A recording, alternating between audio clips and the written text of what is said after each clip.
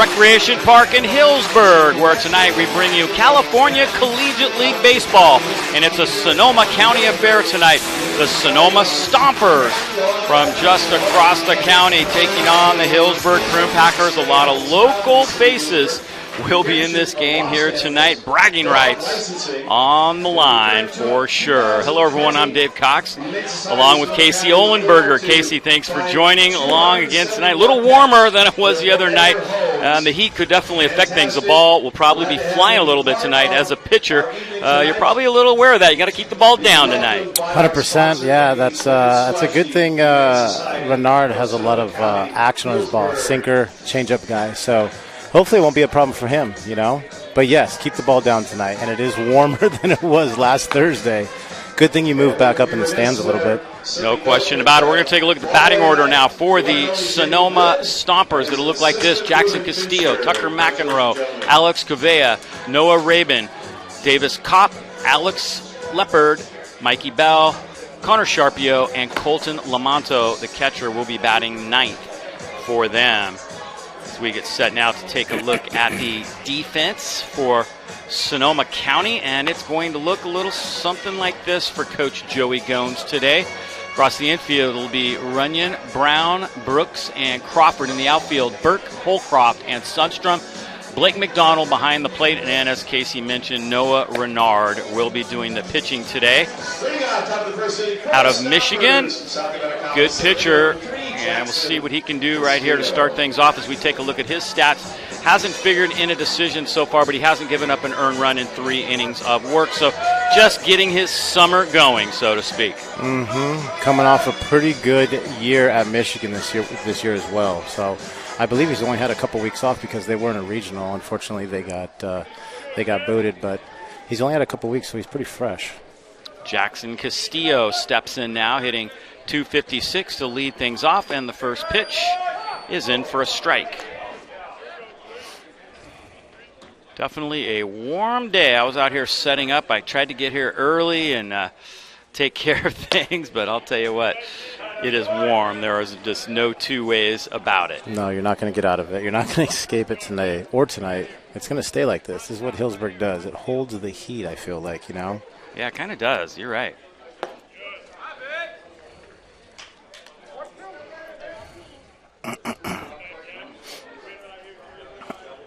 Our umpires today, Harvey Maxey, I should say, will be calling the balls and strikes. He's behind home plate. Gary Frieders will be at first base, and Rod Materi will be at third base. There you see Gary Frieders to the right of your screen, back behind first base. Noah Renard delivering, and this one is hit back up the middle. Nice stop by Joe Brown at second. The throw is on the money. Nice play by Joe Brown. One away. Tested early right there with the backhand. Right back up the middle. Got to move immediately. I guess on this warm day, you don't have to stretch as much, right? Yeah, that's for sure. There's a bonus. Thank you for that.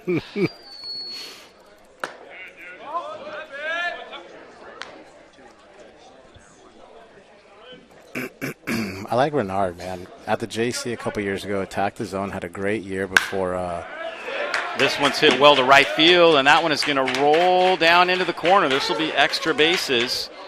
Good throw. And the throw is on the money, but he's safe. Nice dive in. Wow, that was a pretty good throw from right field by Jared Sundstrom. A lot better. He kind of went over. He got to the ball as we saw last Thursday. Remember that tough hop in the right field. Yes. So he kind of played that a little cautiously, set his feet, made a really good throw right there.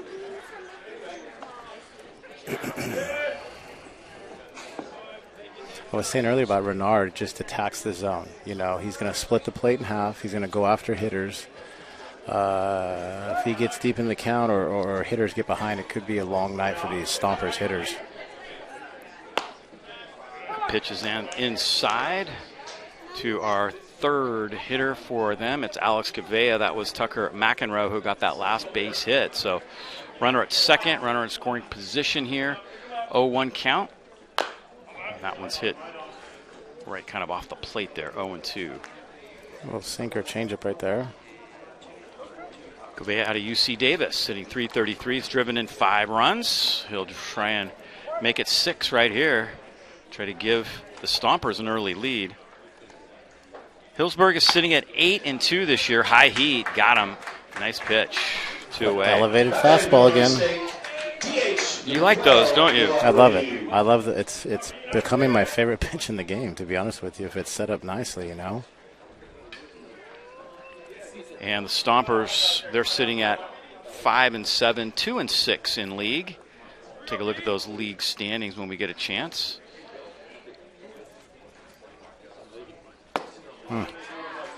Nice movement on that. Noah Rabin steps in. Lefty hitting for the first time today, hitting .357 with 6 runs driven in out of Illinois State. Another SRJC product. There's a lot of them. Yeah, right now you see, a lot of JC guys, which is cool. It's pretty special for these guys. I know the Stomper players at the JC right now want to leave their mark right now, especially against Renard, as some of these guys have played with him a couple years ago. Pitch. Yeah. Makes the count 1-2. Renard trying to lead that guy out at second. I think we're going to see a lot of changeup from Renard. That was his bread and butter this year at Michigan. Really set up the fastball for him. See a pretty good crowd starting to make their way in. Beat the heat night, they could call it here. There are fans under here, and it is shaded, these grandstands, so it makes it kind of nice. Old school.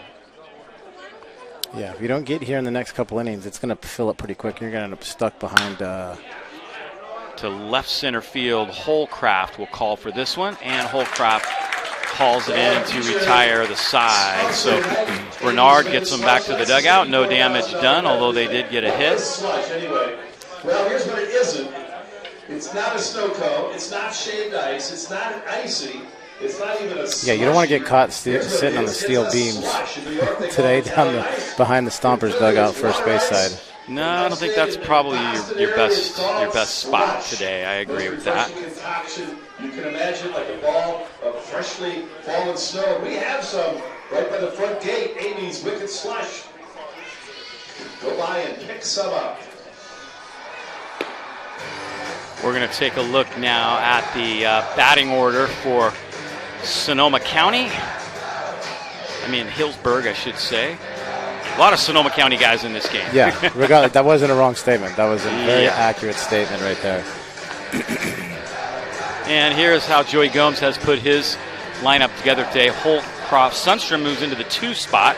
One of the leading hitters in the league. Blake Burke, Joe Kramer, way up on top of the league standings in terms of hitting. Brandon Runyon, Blake McDonald, Carson Crofter, Joe Brown, and Loudon Brooks will be at shortstop today, facing the lefty for the Sonoma Stompers. We're going to take a look at Stompers on defense now.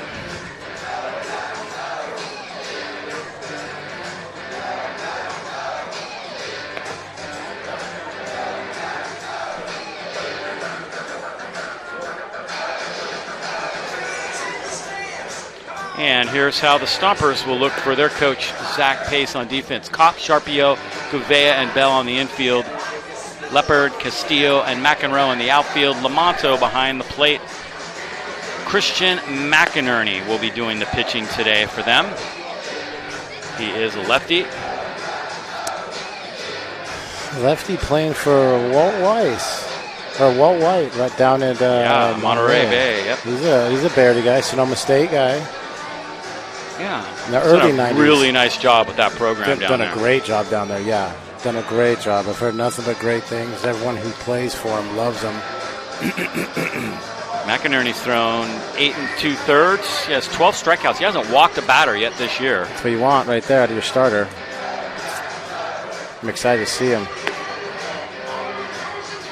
Throw down, and we are ready to go. Center fielder, number 1, Jake Holcroft. Jake Holcroft will lead it off.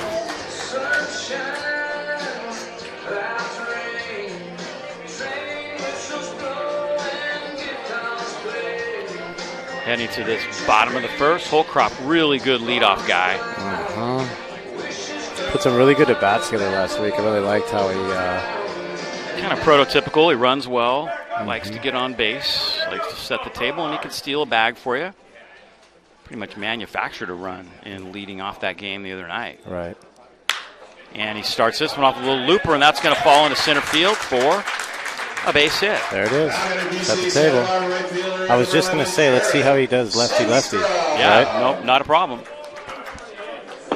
Oh, that's it right there. Jump on the first pitch you see. Just kind of threw the hands at that one.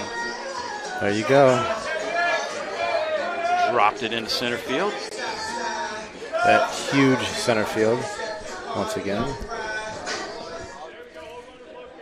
So a runner on board here. Stepping in now is Jared Sundstrom. Sundstrom shows bunt, and that one's going to roll just foul.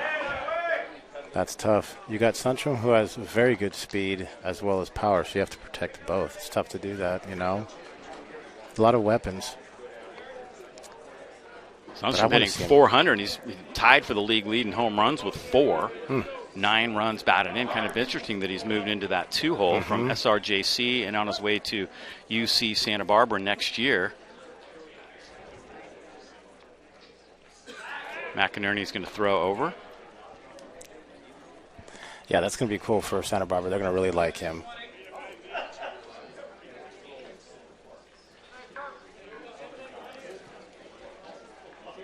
Connor Sharpio at second base, right? Yeah. Another JC guy. I didn't even know he played second base.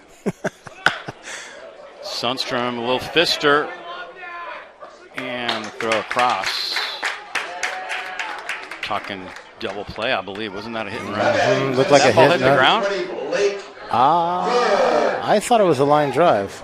Yeah, he was. Yeah, he's coming back to the dugout. It's 2 away. Yeah. Yeah, hit and run didn't work too good right there. It happens. As Blake Burke will step in next. Burke having a good year, hitting .348. Once again, coming off a really good freshman year at Tennessee. Packers lost the first game of the doubleheader on Saturday, came back, won the second game, and then won on Sunday. So they've won 2 straight, sitting at 8-2, still first place in the standings. Burke had a home run on the doubleheader, right? Yeah, he did. Barely looked like he swung, and the ball just jumped. Got him way out front. Nice curveball from McInerney.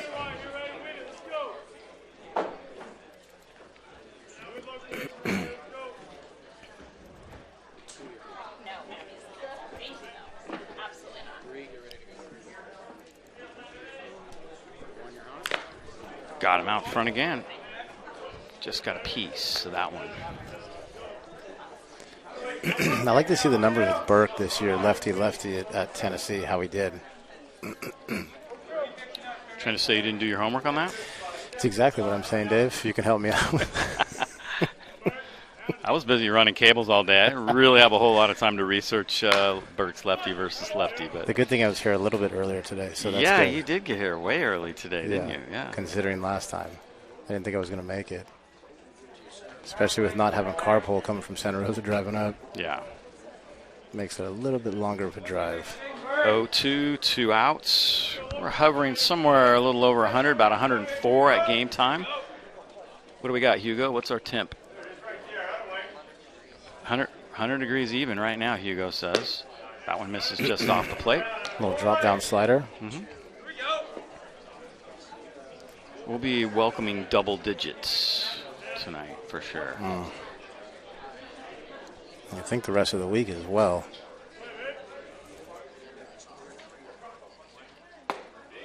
That one misses just inside. It's Packers dugout. Kind of a unique thing. That bench set up right behind the dugout. Guys like to sit back there and watch. Still close to home plate. It's still close. Very you close. You got to be heads up. Head on a swivel for sure. Absolutely. Fastball, a little dribbler. Not going to be an easy play for the second baseman. Sharpio, and throws it away. See if they rule that a hit or an error. Now batting from Cal State. They're going to call that an error. I'm going to say it's an error. Number Yeah. 6, Joe Kramer. Pitcher almost was able to get that. We'll see how close this was. Just over his head. But then you'll see the throw in the dirt. I mean, that's got to be an out. Yeah. I'm going to have to talk to Sharpio about that. You just make a great pitch right there as a pitcher, and Sharpio's got to clean it up. Yeah. Simple as that. He has to do better. First error of the ball game for either squad. Joe Kramer steps in, and Kramer, who is just swinging a red-hot bat, immediately rips that one for a solid single. Seen it well. 15, Braden Runyon. First and second now for Runyon. See Kramer swing. Just jumping right on that first pitch.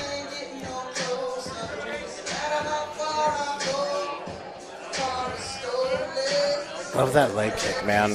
Super aggressive leg kick. Gets it down in time. Kramer, who's hitting over 400. Average is going to go up just a bit after that. 2 outs, 2 on. This one hit well in the right center field, and that's down for a base hit. So we'll get a run home. Run home, And great job right there. First to Runners third. at first and third now. St. Mary's catcher number 7. I mean, there's no relaxing. They've jumped on him very early. Yeah. Very early. There's no relaxing. Not with this lineup. Doesn't matter who you put in or who you mix in. These guys are jumping on the ball. Yeah, no doubt. It's almost expected, right? Everybody in the lineup is expect, hey, who's next? Yep, they can all hit. Mm-hmm. Blake McDonald is next.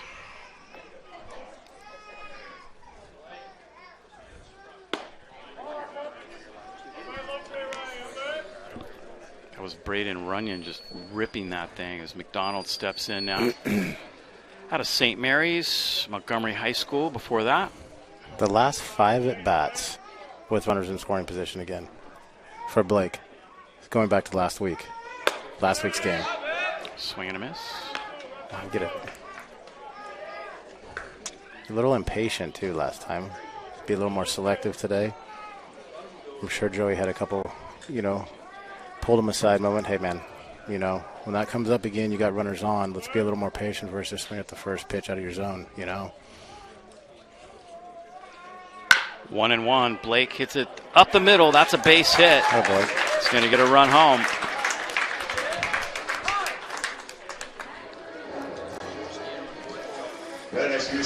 That's huge for him. Third base number 10, Carson Crawford. That's big for catchers. I play with a lot of guys. We played in a lot of areas where it was hot out, and I remember talking with my catchers, and they would say it's like the first two at-bats, if they didn't put a good at-bat together or get their hit early in the game, it made it really difficult because they're in the spot the whole time sweating, And their number one job is to control the game, control the pitching, control the running game, and so that's huge to get that first hit, first AB off out of the way right now. Carson Crawford is next. Crawford had that big 3-run home run that really did in Walnut Creek. Mm-hmm. Bottom of the 8th. After a double play, I think it was too, right? Yeah.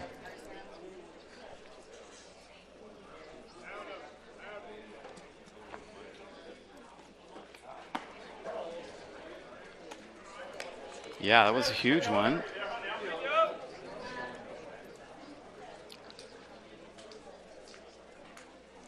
Two runs on the board already here for Healdsburg in the bottom of the first. 2 on still with 2 outs. McInerney set near the chest, lifts and deals. Swing and a miss by Crawford. And speaking of that home run, here it is on Friday against Walnut Creek. A 1-run game.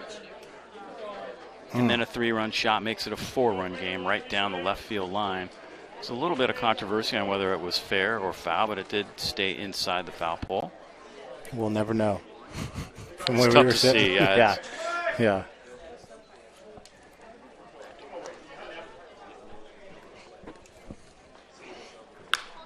Crawford fouling that one straight back. A little late on the fastball before that. Good adjustment right there. Get back on time.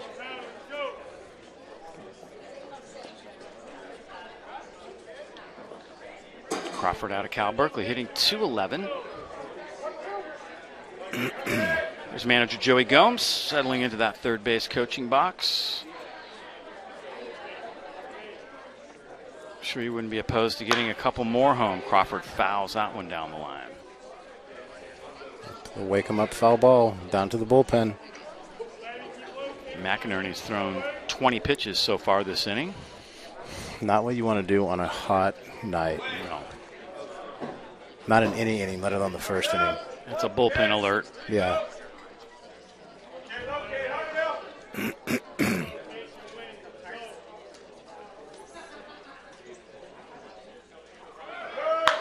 Hit and run.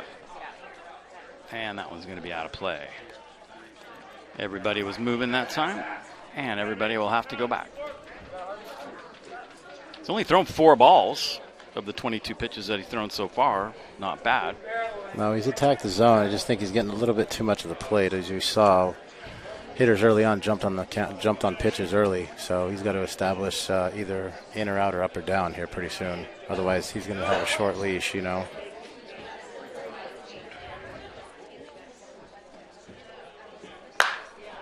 Crawford fouls it off again. So far, it's great at bat by Crawford right here. Seeing a lot of pitches. Definitely battling, isn't he?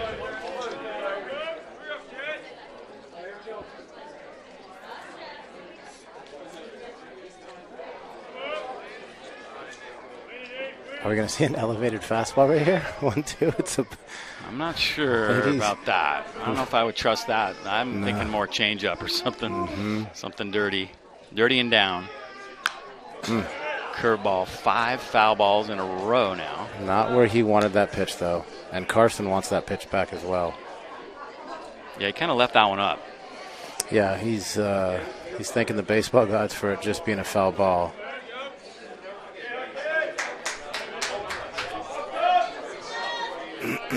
Crawford digging in here. 1-2 count with 2 outs in the first. This is down. Boy, catch. Nice job behind the plate there by Lamato. That's right, it is Lamato, another JC guy, right? Out of Annalee, currently West County, going back to Annalee, I believe. Yeah. That was a 1-year deal. I'm sure. Ground ball deep in the hole. Gouveia goes to third with that one, interestingly enough. And I kind of like that play, the short throw. Retired. I'm not going to lie. Yeah, not bad. You know? Take the out. You can get it. That's funny. You know, I was, story time, Dave, story time. I was at the JC. We were playing at Laney. Runners at first and second. And, of course, a comebacker, you're checking with the runner, right? So you're checking with your shortstop. You're going to second base. I get a comebacker, and it just happened to be on my right side, third base side. So I turn and throw it to third. And the look on my third baseman's face was of horror. Because he broke to the bag, which was great. And he was somewhat ready. But when I fired a fastball over to him, he was not expecting it. And he actually got the throw off. He got the throw off to first base. We were late. And so. And here are those standings as promised here in this first inning. You see the Academy Barons are in first place in the South. The Conejo Oaks, that's kind of the Agora Hills area. Santa Barbara Foresters, longtime teams. San Luis Obispo Blues, they've been around for a long time as well. Foresters and the Packers met in the CCL Championship last year. Prune Packers are sitting at 7-2, a game and a half ahead of the Solano Mudcats, and the Stompers are 4.5 back so far here in the early season. Imagine for the Stompers, the tough thing has been getting players. They were an independent pro league team, and then they had to go collegiate wood bat, so it's a little different recruiting animal there. Yeah, early on, trying to establish yourself in the CCL and trying to get the players, to commit once again. But, for these guys that are playing with the Stompers, a lot of young guys, a lot of guys that don't have that 4-year, baseball education. It's nothing but great opportunity for them,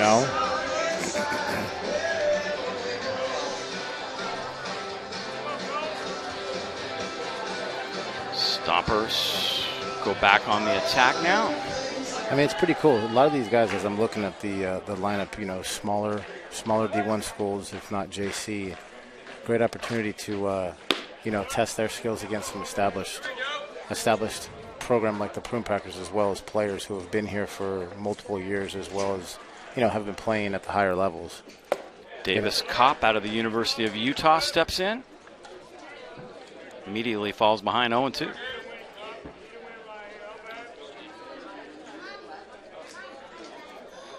So far, Renard has looked good.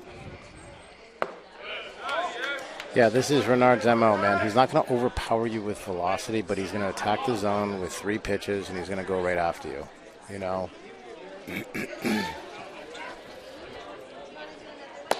Got him. Not bad velocity on that one, I'll tell you what.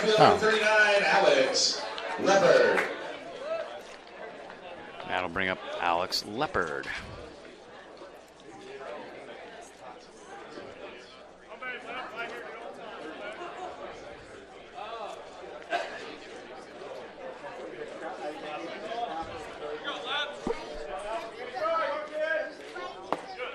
First pitch to Leopard is a little low. Young player here, good young player here. I like him a lot. He's having a good season, 375 so far. Yeah.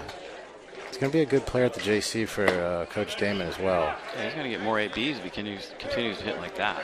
Yeah, and I think with his redshirt year, and this is going to be huge for him going into the fall, trying to establish as a starter and one to lean on, as well as Sharpio, who's also on the roster with the Stompers.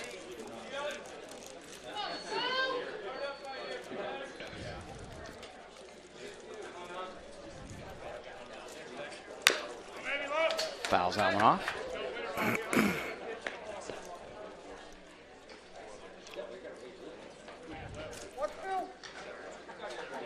1 ball and 2 strikes here to Alex Leopard. He bounces out and back up the middle. Renard almost got a little piece of that, but it's played nicely by Brooks for the out. Now back from Cal Poly, San Luis, third baseman, number 15. Got to be careful with Leopard. I was just watching him run down the line.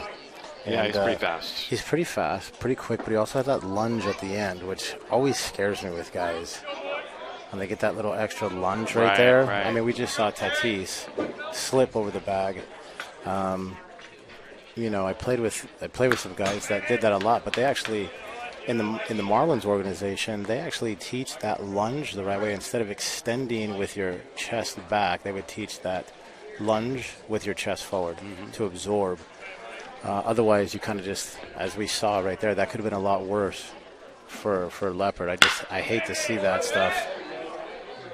Bell crushes this one, but Sundstrom is there. Jared Sundstrom runs it down in right field.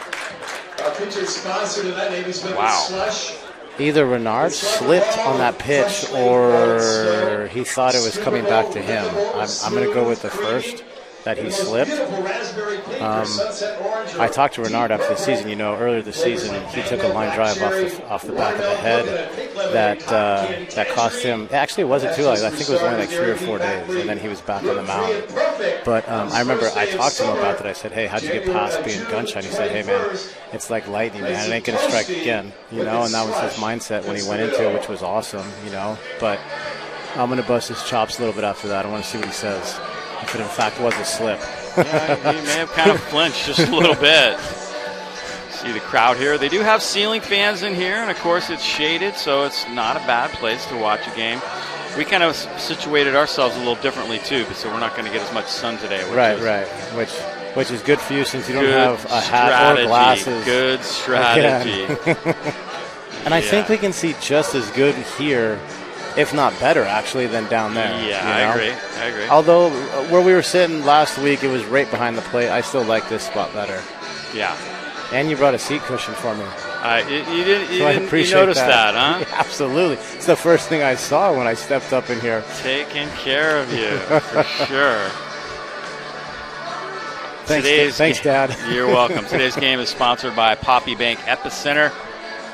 130,000 square feet, locally owned and operated in Santa Rosa. The center is dedicated to providing fun and fitness in Sonoma County. Features indoor soccer arenas at Sports City, rock and jump trampoline park, Anytime Fitness, Empire Volleyball Club training facility, Ignite Martial Arts, more than 100 arcade games, a laser tag arena, a 3-story play structure, virtual reality arena, and XD dark ride theater at Game On Arcade, 12 public bowling lanes and 4 private lanes at 710 bowling and pool tables, axe throwing, a restaurant and sports bar, live events. Great place to go and beat the heat as well. There it is. Beautiful facility. I think they have ceiling fans there too, but they work a little better than these. I didn't even know there were ceiling fans here. Took me a while to notice it too. And it's not really doing a whole lot. We would play in Las Vegas, and they would have, and it's hot there. I mean, yeah. it's terrible hot, right? But they have misters in the dugout, but you don't feel it because by the time it gets 2 inches out, it's gone. Joe Brown steps in. Packers leading 2-0. I'm excited to see Joe Brown right here just because of how hard he swings the bat. This dude does not get cheated. Has never gotten cheated on any swings. 250 average so far out of Cal Berkeley. 1-0 pitch. Yeah, he definitely has some bat speed, no question. It's all or nothing. I say that. I mean, there's obviously control behind it, but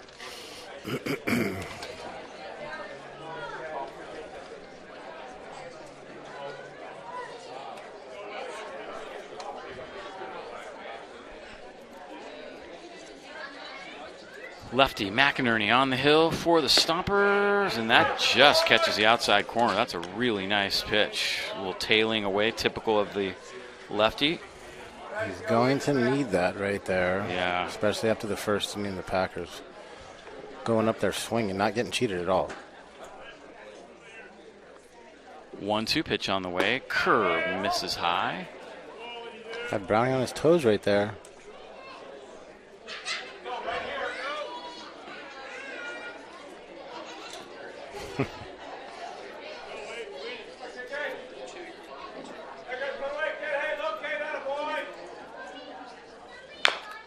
Brown a little out in front of that one. He's got that low set with his hands, the little hitch, you know. It's the thing about this park, really, the right-handers, they're very aware that it's only about 280 down the left field line, although it juts out right away. But if you can get it from the light pole to the foul line, to that foul line, you've got a pretty good chance of getting one out of here if you get it up in the air. I want to say it's pretty similar to Arnold, isn't it? I mean, Arnold's Sonoma. Pretty short down the line, too. Yeah, but it jets out to center field. Because it's inside the football stadium, but the other direction. Grounder ball to second, and Carter Sharpio makes the play this time. Thanks to the Blue Packers from Texas Tech. Shortstop, number 3, Loudon Brooks.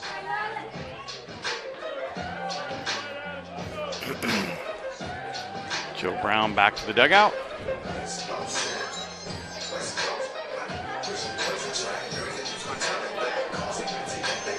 Loudon Brooks might have the best name in the lineup so far today. That's my pick. Loudon Brooks. Loudon Brooks, I like that. It's a good baseball name. It's out of Texas Tech, playing shortstop, showing bunt. Gets down a good one. McInerney's going to have to hustle, and he'll have no shot. Great bunt. Great bunt, especially with this grass. This grass just deadens the ball. When you get it anywhere down the line, it's going to be a tough play. No chance for the third baseman. Yeah, he shows it kind of late, too.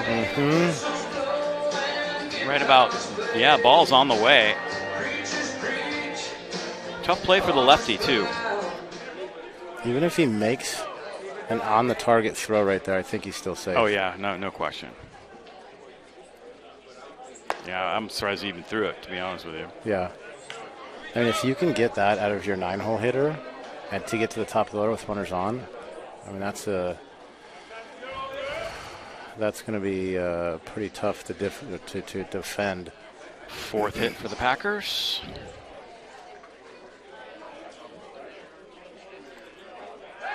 And he throws over. Little check back to the base.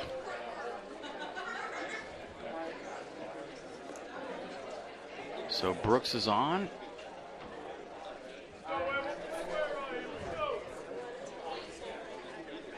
Holcroft stepping in now.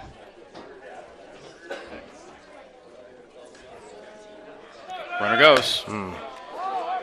Good throw. Good throw, but he's in somehow. I was going to say it was a pretty good jump off first base. Yeah. Too. Not much you can do right there as catcher. And going on first move, that's a really good jump. Lamano got rid of it quick. I thought he had a chance to get him. The throw was on target, too. Yeah, really good throw right there. Quick release, good feet right there, Lamano.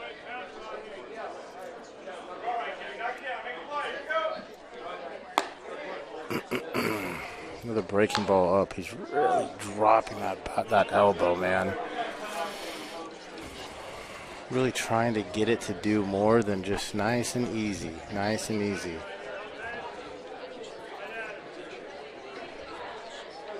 .34 pitches so far for McInerney. A lot of strikes. Holcroft fouls that one off.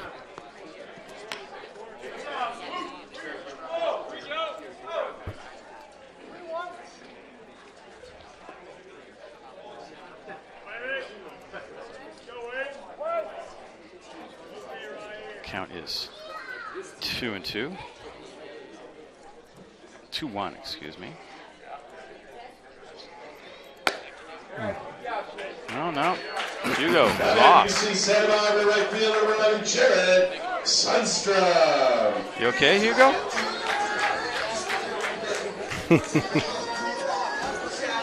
Hugo's convinced it was a 3-pitch walk. I don't know.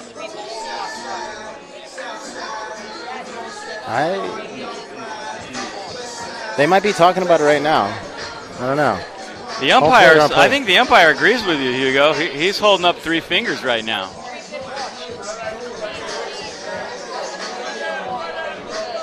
I mean, they're not saying anything. I don't know. I mean, Stompers' dugout doesn't seem to be arguing. They're not, yeah. No.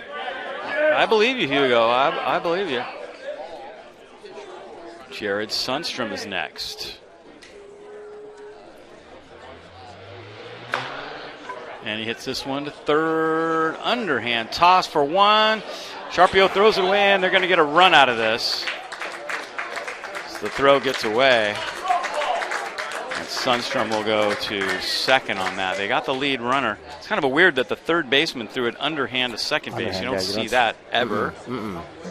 I mean, it was a good feed. It was going to be a tough play. I mean, Sundstrom with good speed. It was going to be a tough play for Sharpio.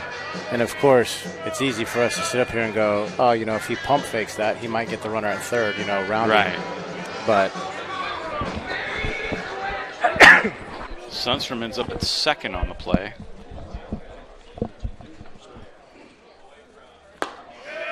That's off-speed pitch there. That's tough, giving Sundstrom that extra base. He's got good speed, so anything in the outfield, he's scoring. Even with, you know, 2 outs, running on contact, it's going to be tough to get him, to throw him out, especially with outfield playing deep right now.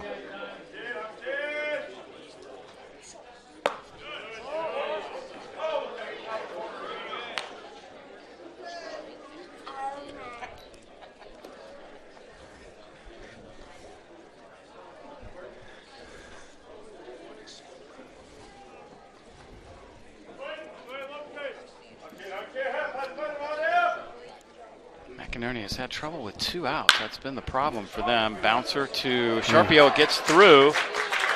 And as you predicted, Sundstrom's speed will make that a run. Throw down to second behind him, and he's safe. That's tough right there, man. You got to hit the cutoff, man. You got to keep the runner from advancing right there.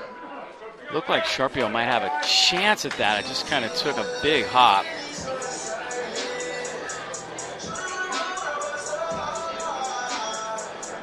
Great job by Burke, no hesitation. He was going, never slowed up. Hit first base and just kept going. I mean, that's the thing right there, right? It's a great read on Burke's call, but you missed the cutoff, man. You miss a potential third out. You know? Yeah, anytime you can keep that guy out of scoring position with 2 outs, that's huge. I mean, like we talked about last week, it's just trading places. I think it was 3 batters in a row that there was a runner at third base? Remember that? Yeah. And the defense couldn't Veterans get. of New Mexico, first baseman. Kramer got plunked. Braden Runyon. And Runyon will step in.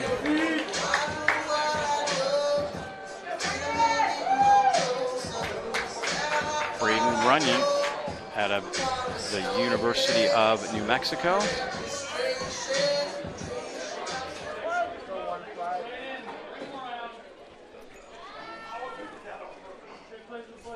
University of New Mexico played. The ball flies there.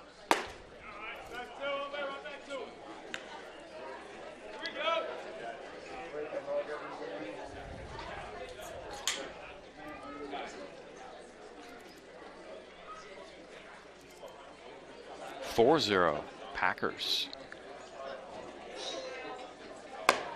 McInerney leaves that one up a little bit. This is tough. McInerney needs to got to bear down right here, man, because right now it's a race to the bat rack in the Prune Packers dugout. Right. Man. And there's no action in the Stompers bullpen. This is all him. He's got to bear down right here. He's got to make a great 2-0 pitch right here. Fastball was a good 2-0 pitch, kind boy. of down and in to Runyon. Well located. He hasn't done that much today, as we can see by the score and the hits.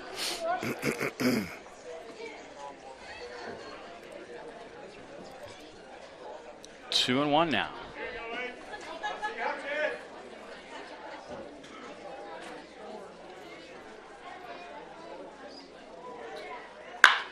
This one's ripped and it's foul down into the left field corner. Feels like the temperature's dropped maybe a degree or two. What do you think, Case? 98? If you can tell the difference from 1 degree to another, that is very impressive. Hugo straightened me out. It's still 100. Wait, not even. I'm dreaming. I'm delirious at this point. The way my ears are sweating. My wife just texted me and she said, your ears must be sweating with that headset. And I'm dying right now because those can't see. I have huge ears. And they're no drier than they were at the start of the game to now. 2-2 here with 2 outs. 2 on. Bottom of the second. This one's hit well to right center field. Hit deep. And it's out of here. Home run into the basketball courts. Gone. That's a freaking poke right there. That's a big fly. That is.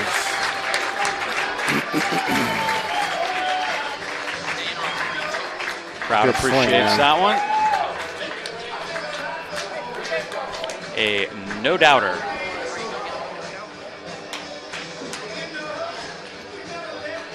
See his reaction. Pitches up, just above the belt, out over the plate. And Not where you everybody want can it. jog. Another angle. Ball just continued to carry. Yeah, like we said at the beginning of the telecast, man, you got to keep the ball down this evening. Goodbye.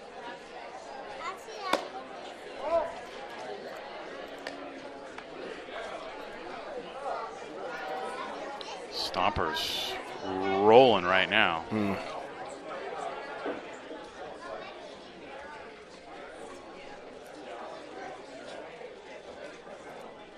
Blake McDonald at the plate. He had an RBI single back in the first.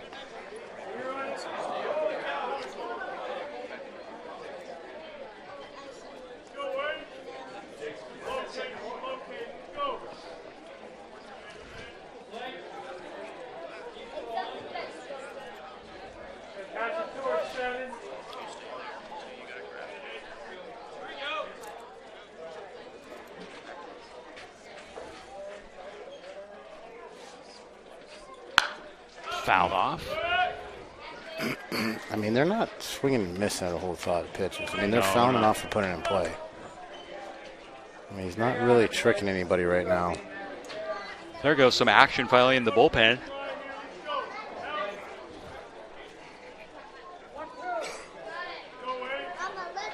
That is Hawk Hill heading down to the bullpen. Hawk Hill? That might give Loudon Brooks a run for his money. There you go, Hawk Hill right there. Best name of the day.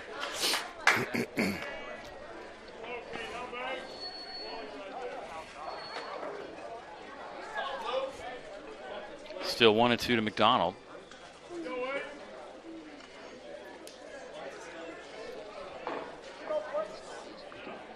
This is going to be the 51st pitch for McInerney. Christian McInerney trying to hang on here, and he gets McDonald. Generous call, I think. That drop down slider again. Got one to finish there. Program during the summer. As well as not often noted that one of the McDonald reasons why did not agree with success it. has been so great is that former president of the Fruit Packers, Amy from Amy's Wicked As we are ready to go to the She has many top hats and of has the worn third. many hats, and we can't thank her enough for being at the helm of the Fruit Packers for a number of years, helping it. Sponsor get of the where it night today. here today is Amy's Wicked Slush, one of my favorite places in Healdsburg. No trip to Healdsburg is complete without stopping at Wicked Slush, that's for sure. Right now, everybody should have one in their hand. Oh my gosh, doesn't that sound good right now? Yeah, it does. Similar to the tacos and burritos from last week. Yeah, we missed those. Yeah.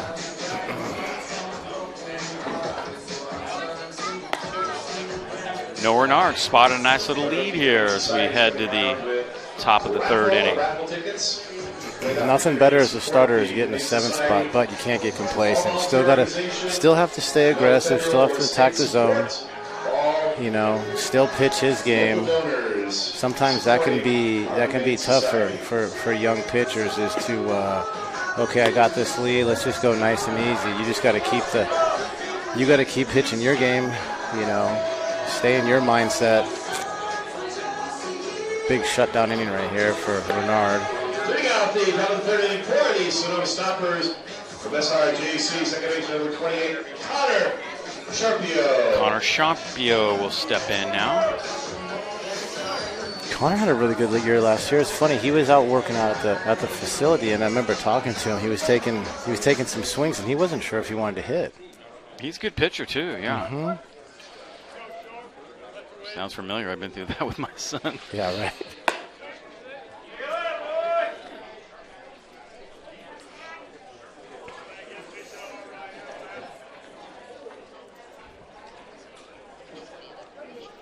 Speaking of which, happy birthday to my son Nate today. Just turned 23 years of age. Big Time Nate. Flies. Yeah. God, I remember Nate, just a little fella. He's not little anymore. No. Stand at Santa Barbara. I think he did some surfing today. I think he had the day off work, and his friends were going to go down to the beach and have a little celebration of his birthday. Happy birthday, Nate. Happy birthday, Nate. Connor Sharpio draws a walk.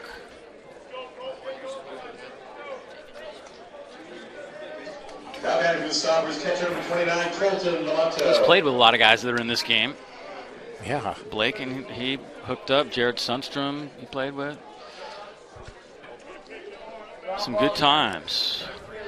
Played against Sharpio, did he? Yeah. That one is ripped deep left field, and that's off the fence. I thought it was out of here for a second. Didn't get out. Sharpio's going to come to the plate. Wow. I thought that was gone. I did too, but like the way that Burke turned to look at it, but he kept going. He played the fence line well, stayed with that angle. But I thought it was gone as well. Take a look at the swing. Just a blast. Lamonto, the catcher, he digs in with a double. Probably feels pretty good after being in the squat for the last 35 minutes of the game. Sure. And I was Take a look at that again. See how high that hit up on the fence. It's going to be. I think it short hopped it. I don't think it hit the fence. God, I thought it was on the street. kind of a deceiving area out there with the goalpost and the flagpole and a lot of stuff going on. Yeah.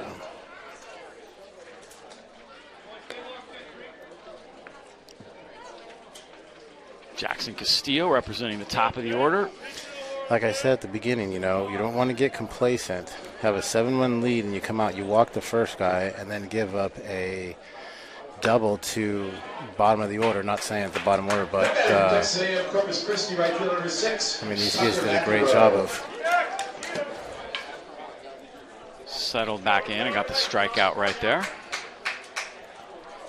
Renard maybe bearing down just a little bit more. Tucker McEnroe steps in. a little angry with himself, I'm sure, as he was walking back after that double. You know, he put his face in his glove, which usually means not too happy with myself. Not too happy, no.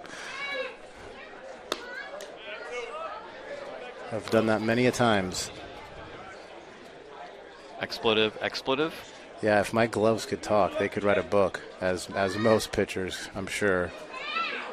McEnroe's out of Texas A&M Corpus Christi. Fouls that one back out of play. I mean, this is 100-degree heat, but this isn't Corpus Christi heat. Have you been to Corpus Christi? No, I haven't, but it's terrible. It's terrible heat and humidity, and you're right on the Gulf. I've been to Houston, and I'm talking about humidity that you can feel. Oh. It's another strikeout, so Renard definitely settling down. Dry heat versus heat and humidity, big difference. I'll take dry heat all day long.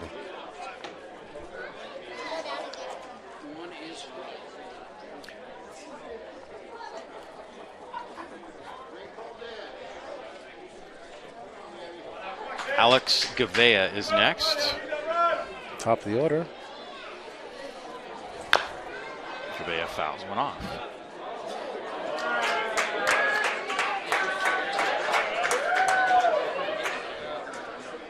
Ball boy getting it done. Caught that foul ball with another ball in his hand. That'll bite. Nice job in the dugout there. That wasn't easy to do. Bouncer foul.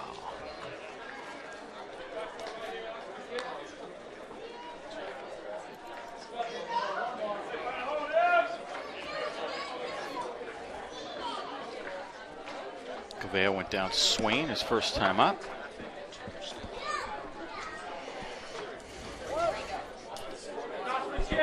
Renard trying to strike out the side after giving up the run.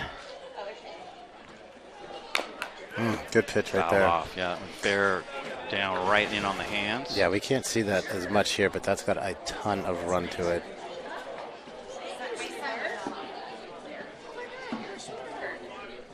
His two-pitch sequence, sinker inside, changeup. Wouldn't be surprised. This one's hit back up the middle. That is through into center field. Bobbled in center field, so the Stompers will get a run. Too much at the plate right there. Like I said, he should have gone changeup. I'll have to have a talk with him after the game. But you know what? I'll bring something up right there is this is what we're seeing a lot of, and this is to the young players out there. If you're a pitcher, you have to back up the play regardless. I mean, and I get it, you're frustrated, you give up a hit, another run, but you got to back up the play. You know, you can't wait to see if your outfielder field the ball cleanly to get back behind the plate, you know? I mean, I see it all the time in the big leagues. Guys don't back up. And it's something it's too bad because you have to do that. You know how many runs, extra bases, runners moving up you can save by just doing that little move? And I know it sucks, but you got to do that. Noah has to do a better job of that, getting his butt behind the plate.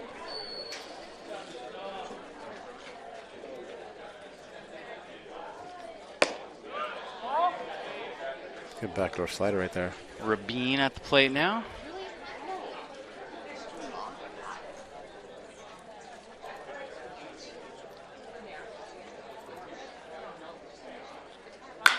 Rabin down the line. It's going to be foul. Had potential.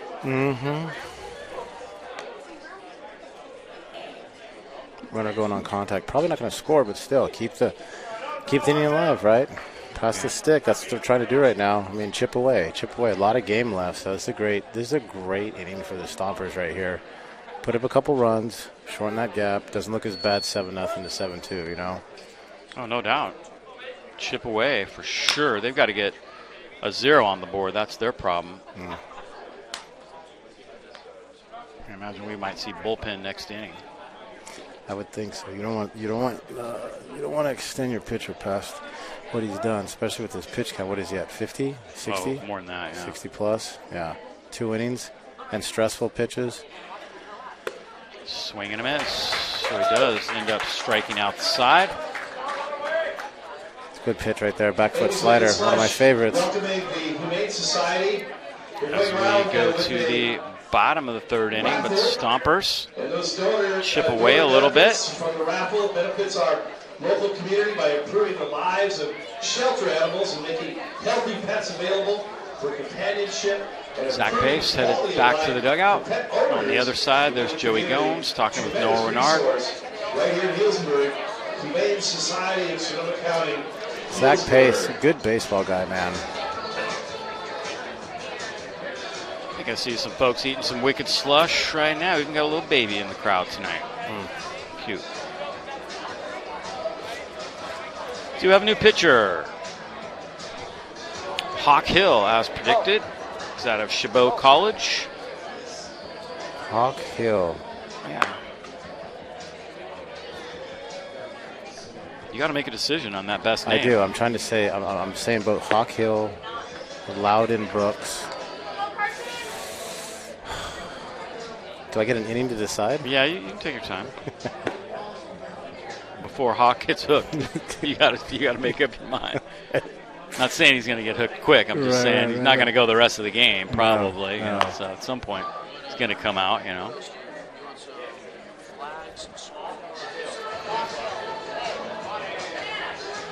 I'm going to go with Loudon Brooks, and here's why. Yeah. One of my dad's favorite players after Lou Gehrig was Brooks Robinson. Okay. So with Loudon Brooks, Robinson, Brooks, yeah. So I'm going to go salute to Brooks Robinson and one of my dad's favorite players. Although Hawk Hill is I don't know if anybody's going to beat that. He's got second place locked up for sure. Let's say that. Yeah. Carson Crawford will lead off the inning for the Healdsburg Prune Packers. Reached on a fielder's choice. Good at bat though. Saw a lot of pitches, wasted a lot of pitches. You know, what, he fell off 6 in a row, 5 in a row before he put him in play. So they're seeing the ball well. You know. UC Berkeley, third baseman, number 10, Carson Crawford. Carson? Yeah.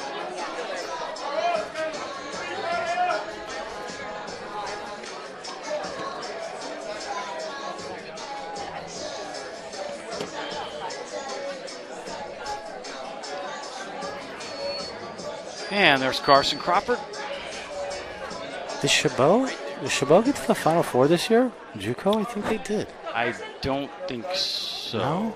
No. It was Folsom and Folsom Lake, Riverside played in the championship. right. That pitch is fouled off.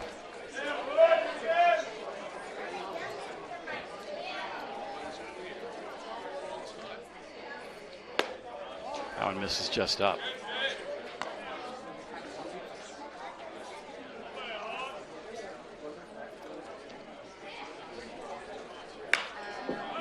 Fouled off again. Yeah, I'm trying to remember who the other two teams were. I'm looking it up right now. Let's see. 3C2A baseball. Look, do a Google for that.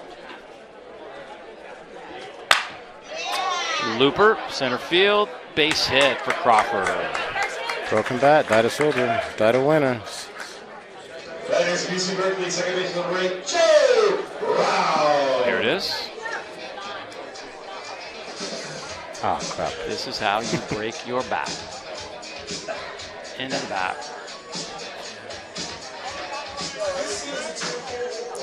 Riverside City, they won it. Riverside won the whole thing. Yeah. Joe Brown takes one outside. Strike.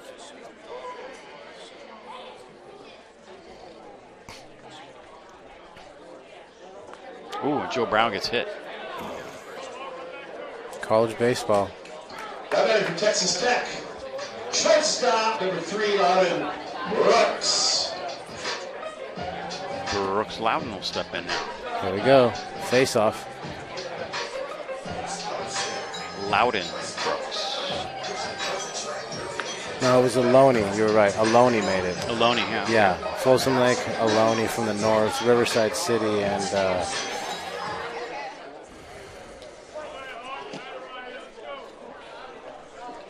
They were all high-scoring games. I remember that. Yeah. Because I was directing those games. yeah. In the studio, we were not on site, but we were doing it remotely, and there was a lot of very high-scoring, very long games.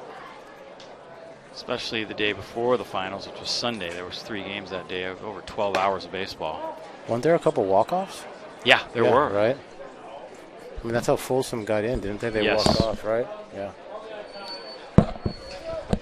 Brooks singled his first time up. Runners on, no outs. Here we go again. No outs. That's going to move everybody up. Wild pitch. Might be trying to overthrow just a little bit, you know?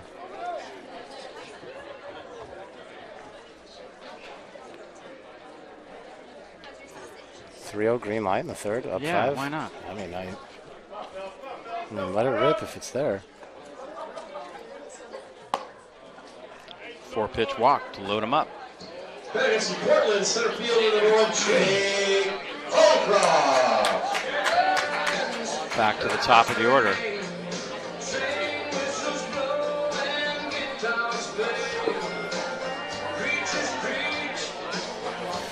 Having some trouble finding the zone. Not good right now. You need a shutdown inning, especially after your offense just put up 2 to get a little bit closer, you know. Hey, how about this stat?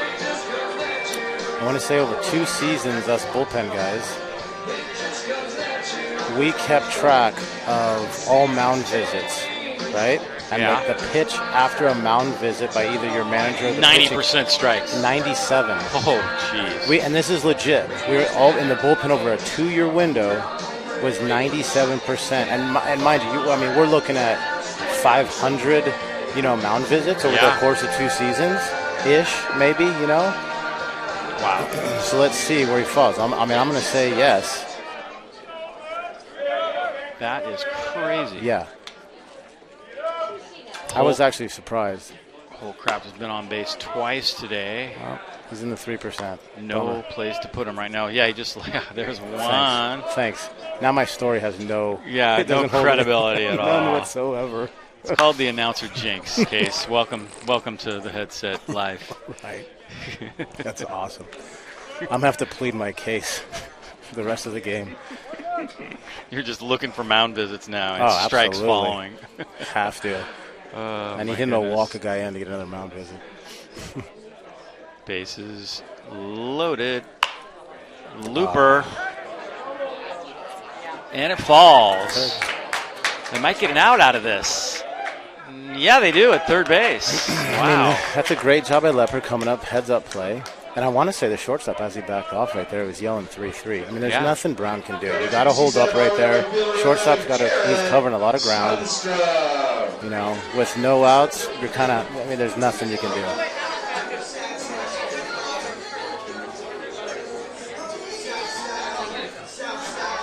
He's got to get a fielder's choice on that, right? Mm-hmm. Unfortunately. Yeah, that's tough right there. You can't call it a hit? Nope. But he gets the RBI. But he does get an RBI. So that's the coup de grace. Right. That's like hitting a hard one hopper to the right fielder and getting thrown out at first. Yeah. And you can see it as soon as you hit it. You're like slowly see it happen. Yeah. And you can't run fast enough. There's nothing you can do. Sundstrom hits a bouncer to third, and he'll step on the base himself. Smart play to eat it right there. Smart play. Yeah, nice job. Running to the bag. That was Mike Bell. Number 20, Blake Burke. Blake Burke is next. Let's go with the Creedence Clearwater I was just going to say. walk-up song. I love like that. it. Yeah. It's good to see some of these young guys showing some appreciation to the good music Yeah. of before my time. Still 2 on, now 2 outs. Curve, Good or pitch, strike. good pitch. Okay, how about this? Since the pitch after the mound visit, he's throwing a lot of strikes. Is that Okay. gonna, is that going to be good? Is that better? I'll go with that. Executed pitches well. Attaboy. Curveball sinker. Tough 2-pitch combo right there. Blake Burke, University of Tennessee, 1 for 2 of the double so far. Also reached on an error.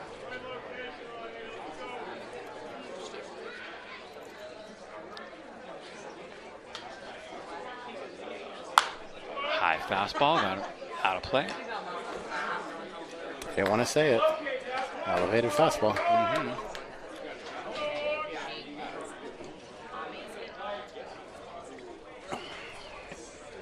I like that little sinker right here. Yeah. After that, up with the letters. Burke did a great job, found it off. Little sinker away right here. 8-2 Packers. Burke hits this one hard. Sharpio has it. Side retired. That's a very good job. Very good job of damage control right there. Bases loaded, no outs, and he gives up 1 run. I'll take that. That's obviously you want him to come out and attack the zone early, and you don't want runners on, but that's a great job right there of getting out of that with only 1 run. We move along to the top of the 4th inning. Let's take a look at the upcoming schedule here in June for the Packers. The Nevada Knicks. Got a home game again Friday night, Sunday, next Wednesday and Thursday as well. On the road tomorrow and Saturday. I played against the Knicks when I was. Well, let's go back 27 years ago now. That team's been around a long time. Yeah. Oh, yeah. Them and the Fairfield Expos. Yes. You know what I played for, and this is a name that you haven't heard in a while, the Petaluma Express. Oh, yeah. Remember the Express, man? Yeah. Selleck ran that crew. It was a great time. Yeah, they're now down in Petaluma. They got the American Legion team, the Leghorns. Right. They've done pretty well. They've done very well. Fink has done a great job with them, man. Made a run at it last year, and I believe they came up the year before, the last couple years, well, before COVID. But I know last year they did really well. Davis Kopp is up next.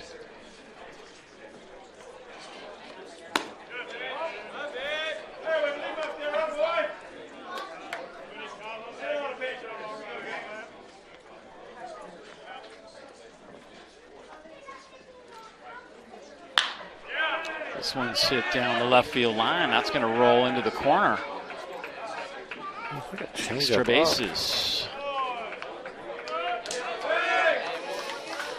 Gotta get that down. I know he loves the righty-righty changeups, but not at the waist. No, especially to right-handers, man. You gotta hope that he either yanks that foul or it's down or takes it.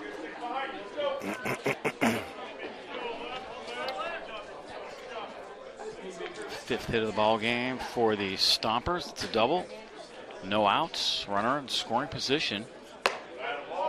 That one misses just high. Backdoor slider. Wasn't bad.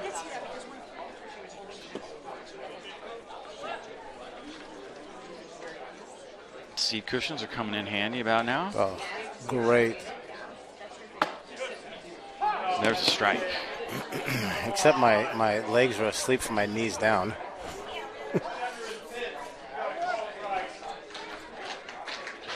Alex Leopard at the plate. Fouls that one back. Spoiled a good pitch right there.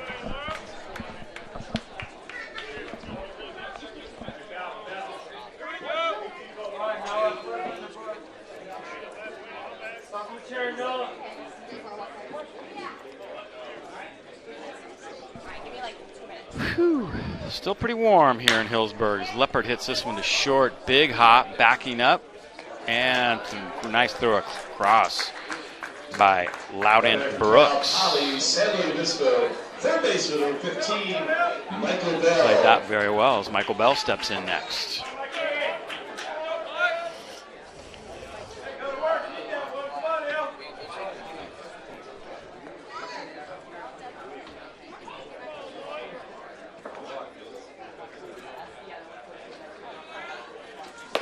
Michael Bell with a swing and a miss.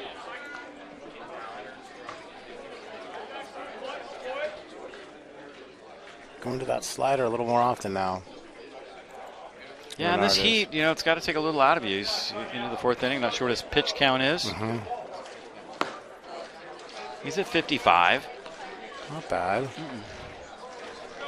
That's more like 75, though, on 100-degree heat. Yeah, 100%, yeah. Especially coming from Michigan, where he hadn't quite hit the humidity. I imagine it was pretty pleasant there in the spring. I would imagine so, absolutely. I remember watching a couple games, though, in March and April. And they were bundled up yet, yeah, you know. Yeah. But that was weird weather across the country this year. True. Still is. Swing and a miss. Got him. I mean, last week it was in the 60s here, and now it's 100. So next from SRJC, second baseman, number 28, Connor Sharpio. Connor Sharpio is next. 6 strikeouts now for Noah Renard.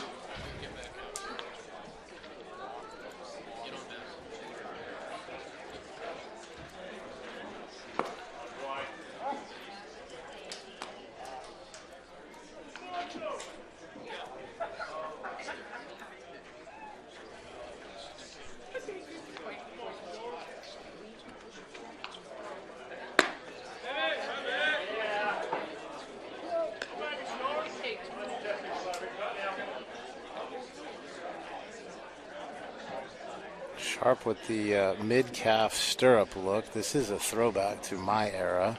Yeah. A lot of guys going back to that old school look. Sharpio to center, but Holcroft runs it down. Nice play. That ball was hit well, just too well.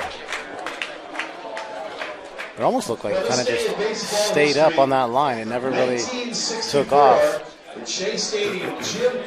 Stompers lead that runner at second as we head now to the bottom of the fourth inning. Still 8-2. Healdsburg over Sonoma County.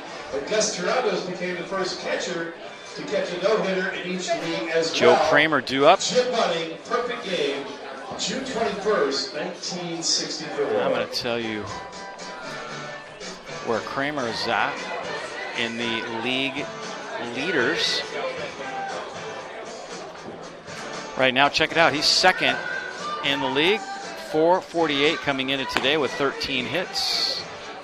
Salgado leads the league. Schmidt, 442. A lot of guys doing pretty good. Max Handren, who plays for the Stompers, he's injured. He's out injured. He was hitting 436 for them. So that's a bummer, man. I was looking forward to seeing him I today. was looking forward to seeing Max too. I coached him a couple years ago in the Santa Rosa Athletics. Yeah, that's Great right. kid. Yeah, I really like Great Max, kid. man. That was when he came back from St. Bonaventure, Yes, right? Yeah, exactly. Yeah, and he ended up having a very good summer. And he had a great summer. That game there was that. Speaking of himself, yeah. Speaking of the Expos, it was the tournament in Fairfield at Laurel Creek, and he had to catch because he was short-handed. Yeah. So I was, helping out a little bit with the pitchers, and I remember going up to him and saying, "Hey, man, you're doing a great job back there."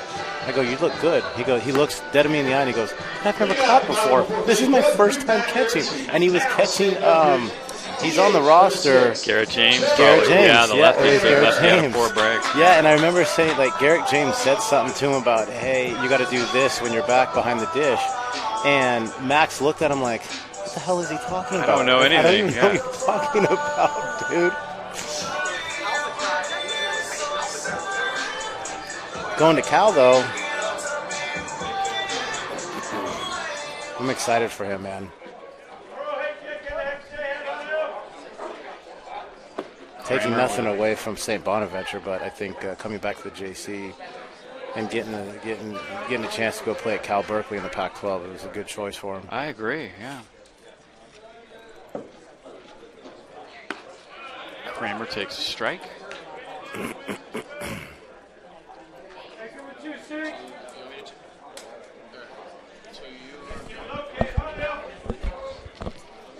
Oh, 0-2 to Kramer. Oh, roller. Boy. Pitcher can't handle it. That's going to be a tough play. I mean, I know I'm Ball beating now. a dead horse right now, but I mean, that grass, I mean, there's no bounce to that. They hit the grass and just guided it. Yeah, Just they're scooted calling out that of a hit all Yeah, the way. you got it, yeah. I mean, Hawk's trying to grab it. It's just, hey, when you're hot, man. Those are the hits that guys that are struggling a little bit want. Right, they never get. And they never get. And when you're a guy like Kramer who's on fire, that's going to go, huh? That just ends up foul, not by much. When you're a guy like Kramer who's hot right now, it doesn't matter where you hit it. Yeah, it goes in. I've been in those streaks both ways. Yeah.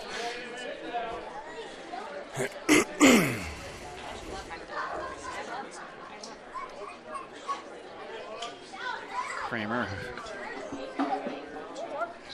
Runyon, who homered in his last at-bat. That bomb out to right center field on the basketball courts. Big fly. Hill got a big looping curveball, man. Hawk Hill still working out there.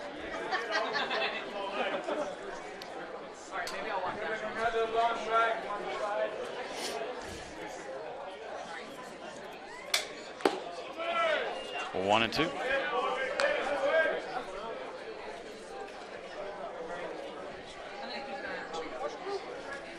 Hawk Hill wearing my favorite number 40. It's what I wore at the JC. What'd you wear on the Crushers? God, that's a good no, it wasn't the Crushers. It was the Steelheads. Oh, okay. Yeah, you were on the was, Steelheads. Yeah, I think it was 37. I have the jersey, but I think it was 37. Yeah. Wow. I've had a lot of numbers over the years. When I finally got to the JC, I was able to actually pick a number because they had, you know, when you're younger, you're always a high number because it's, I was a bigger kid, so it's the bigger jersey. Runyon to short, flip to second. Sharpio turns it nicely. That is there you go, Sharp. Double play. That's the one he wanted. St. Mary's catcher number 7, Blake McDonald.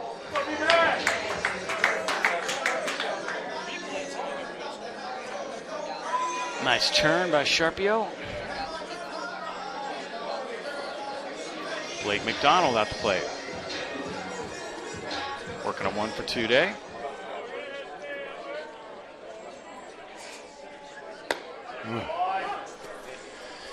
Now he's got that curveball working.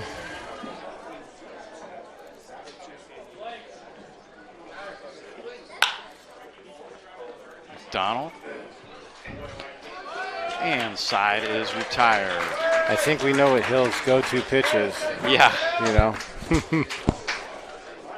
Well, this day in baseball history, 1939, New York Yankees. Stompers back to the dugout.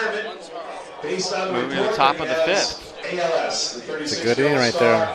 Good inning by the Stompers. Shut down. They got a 0. Yeah, Hawk Hill puts the 0 on the board. A much-needed 0 for sure. Yeah, absolutely. Good little confidence boost for the offense right here. Got to build on that. Looks like we're going to get a new pitcher for Hey, don't forget The Prune Packers is having a great raffle, great opportunity to participate in the fundraising for this fantastic organization. They're going around happy to give some support to the Humane Society of I Sonoma believe County. this is Derek Bridges. I had everything but his number in here, and now his number is obviously 27. He looks like a left-handed Kevin Jepson. Do you remember Kevin Jepson with the Angels? Then he went to he was a reliever. I played with him in the minors. And but yeah, if anybody's listening, look him up. He's a left-handed Kevin Jepson right here. Very similar. Cheap seats. It's actually not a bad place to watch the game, but out there right now, the shade looks shady. I would take that. Can we do it broadcast out there? Yeah, we might have to one of these times.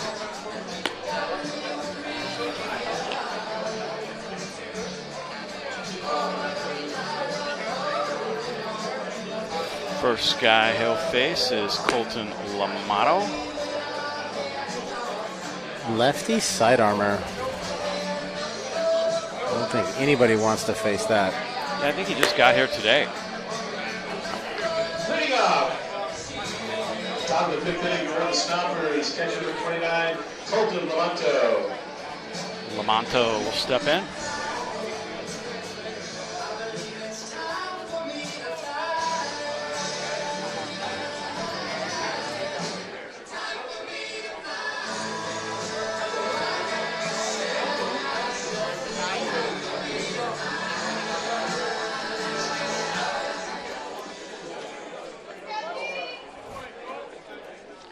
We'll see Derek Bridges' first pitch as a Prune Packer this season.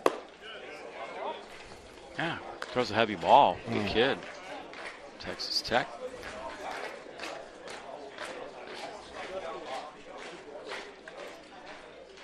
Looks like there's some action down in the bullpen for the Stompers.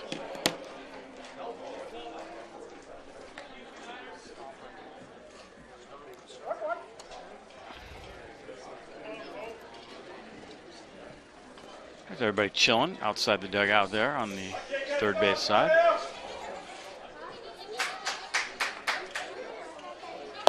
Mm.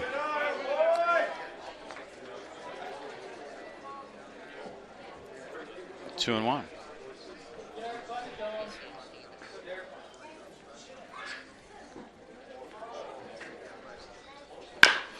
Bouncer to short. Loudon Brooks. A little low throw, handled nicely by Runyon. Action down in the bullpen for the Stompers. Jackson Castillo. Looks like that's Hayden Cruz. No, 37, I think. That's Carson Glavich. Any relation to the Glavich family? That's a really good question. I don't know the answer to that. He's lefty. Glavich a lefty? I think he was. He was, right? Pretty sure, yeah. Haven't seen that guy in a long time. Yeah, that's a name that I haven't heard in a while. Blast from the past. Yeah, right. That was the era of, he was with Timmy Cousins, right? That era, Brandon Hyde, those guys. There's a strike.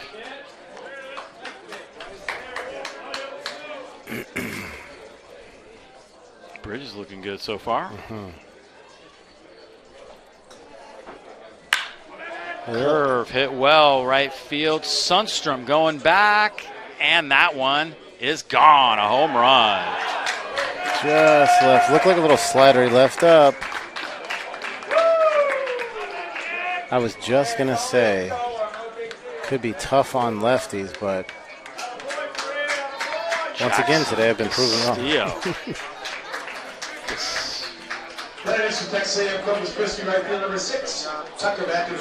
That one just continued to carry. Here's the swing.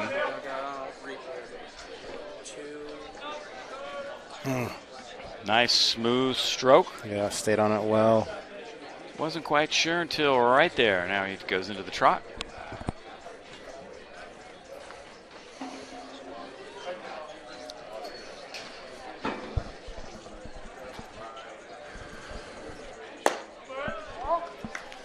Take a look at that one again from the home plate angle. Sundstrom thought maybe it was kind of just a hanging curve, it looks like. Over the 336 sign down that right field. That's a pretty good poke down the line. Yeah. I mean, especially with lefties are used to the short porch and right, so. Tucker McEnroe at the plate.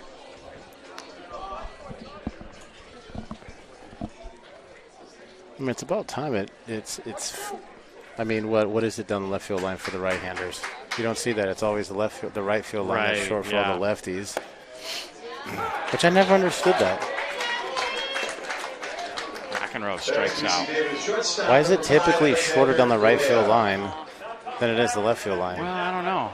I mean, every park across the nation, I feel like it's like that, Major Leagues wise.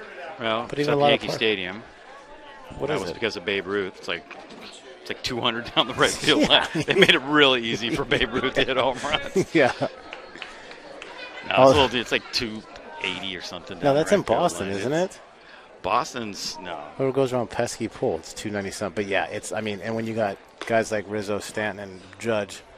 Look it up. Right field line, Yankee Stadium. They built it for Babe Ruth, I'm telling you. They you want to go to the old one? The original Yankee Stadium. They built them the same. I mean, they didn't change the dimensions, I don't think.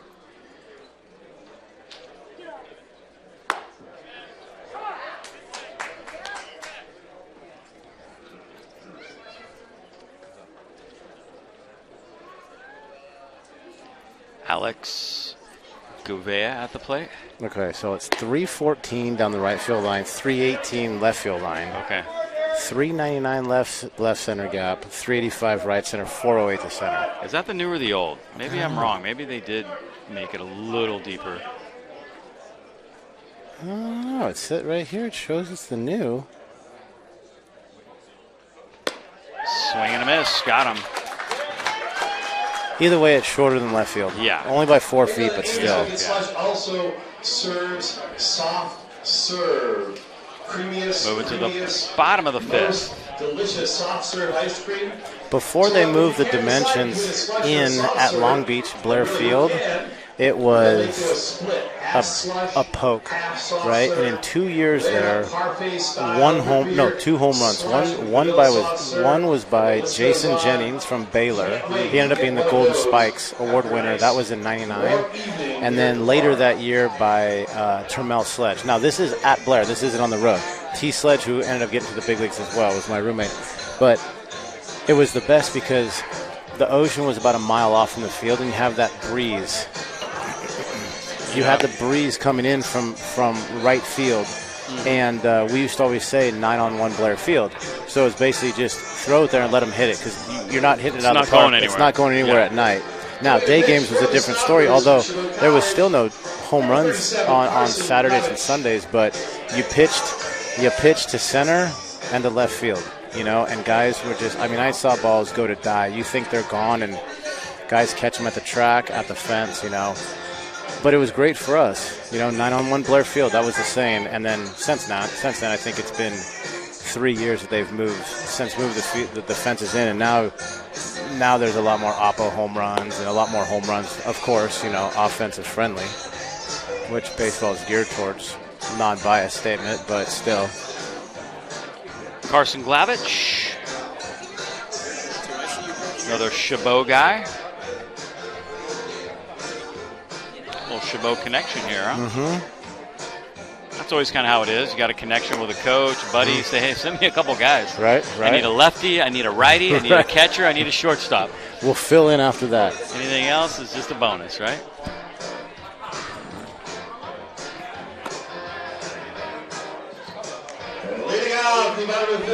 All right, Hugo, what's our temperature now? Third base number 10, Carson Crawford. 101, it's gotten hotter. How can that be? Like I said, Healdsburg holds the heat for some reason. Yeah, you're right. You're right. My family, my mom's from here. We used to come here as kids every weekend, and it was... It's kind of nice so you can drive around with your windows down at night, let the air rip through the car. That's kind of a nice thing. Santa Rosa, not so much. Glavich's first pitch to Crawford is fouled back. or you just blast the AC. Right. The Revere Jacob Wood is here. Kids all over the place.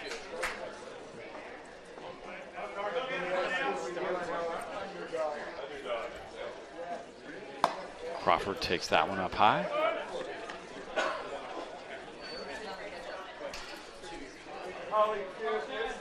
One for 2 so far today.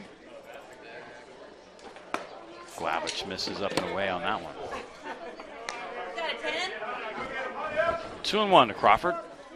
An 8-3 ball game. Stompers are kind of hanging in there.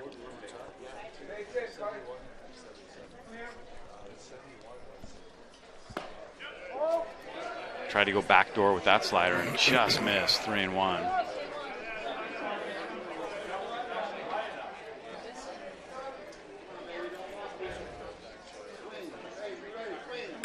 Ripped left center field, deepest part of the yard, and that is going to roll for a while. Crawford on his horse. He's going to try to stretch it to 3. And he's in with a triple. Carson Crawford. Got a triple last time I was here. Same part of the park. Yep. So we can call that kind of like Triples Alley. It's kind of in the same spot as it is at Oracle as well. No, Oracle's right center, isn't it? And they moved it in. Well, yeah, they moved it a little bit. They moved it in now. Still Put the pretty bullpen deep. out there, right? Yeah, it's a poke for sure.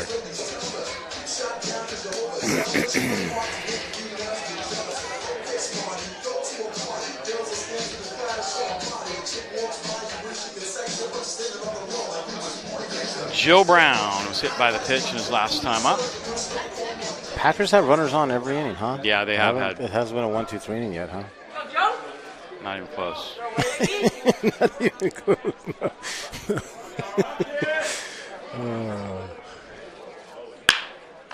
Uh-oh.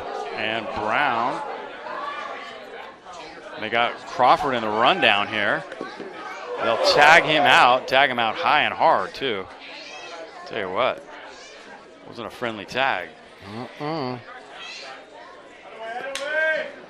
Pitcher does a nice job with this.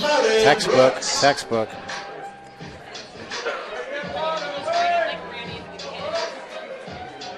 I don't think it was malicious. I think No. Carson just kind of slipped under him a little bit. Yeah, I mean, it's textbook.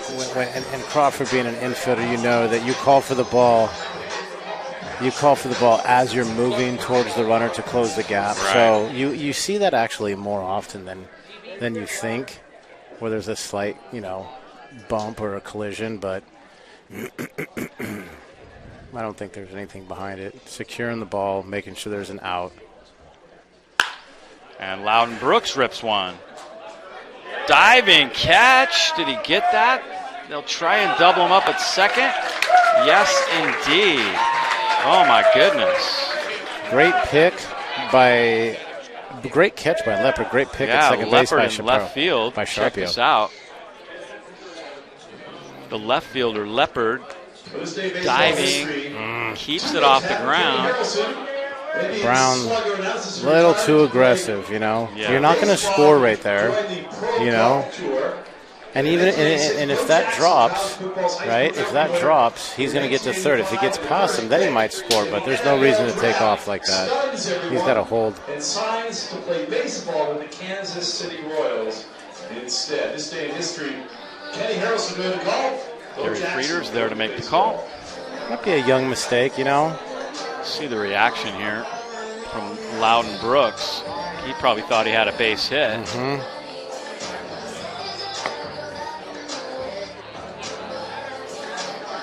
there's that play again. Couple double plays for the Stompers. Yeah. You know what's cool is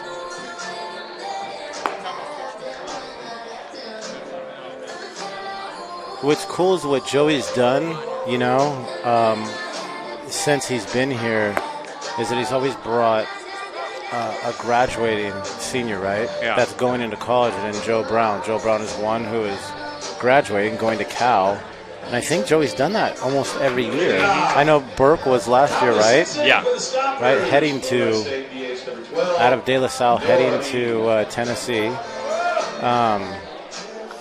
I can't remember who he did the year before, but I think he's done that every year. Pick the guy that can, he believes that can hang, which has been cool.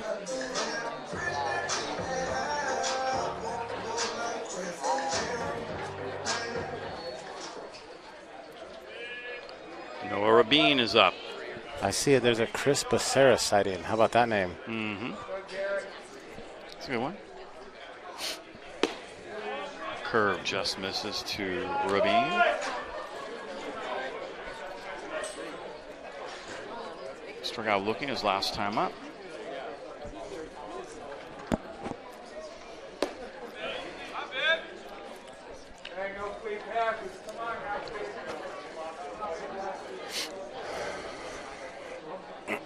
Stompers want to capitalize after that double play right here. Yeah, that was a big zero to put on the board for them. They're trying to get a little momentum. They haven't had a big inning yet.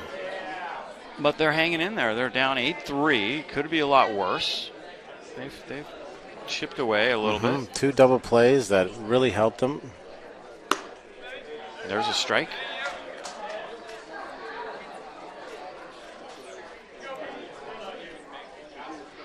Three and 1 the count to Noah Rabin. There's a walk. A little help. Bridges walks him. Next, Utah, first baseman number 17, Davis Kopp. Davis Kopp will be next.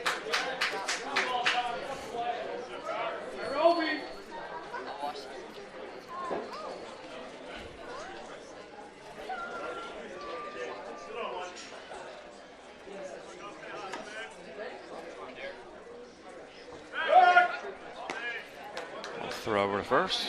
Just as hard to first as he does to the plate. Yeah.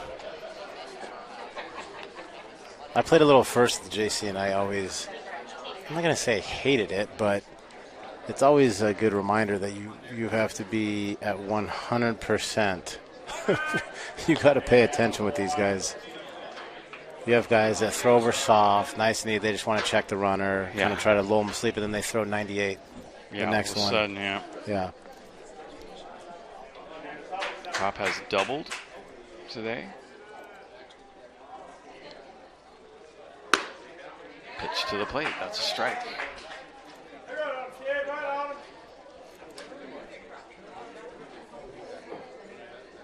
That sun becoming a factor now in left field. And on my monitors. About to put my glasses on.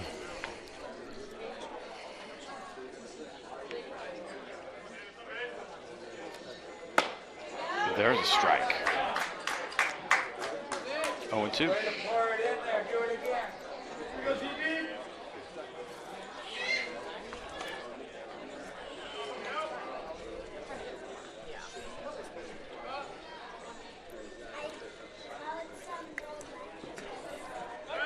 Bridge is going to throw over.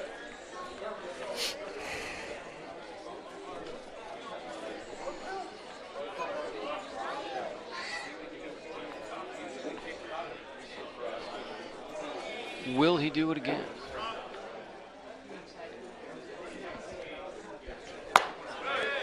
Pitches up. Control the running game, Regardless of the score, I always like that. Don't just let the runners have at it over there, Let them know that, you're still watching them, you're aware, keep them close. I mean, that's the difference in a double play or a first and third, a guy going from first and third and being safe and out, I love it. I love a lot of picks. There's a strike. Ooh, Got him looking. Delayed strike call right there. I think it was the right call. Nominated for SRJC, outfielder number 39, Alex Leppard. Alex Leppard is next.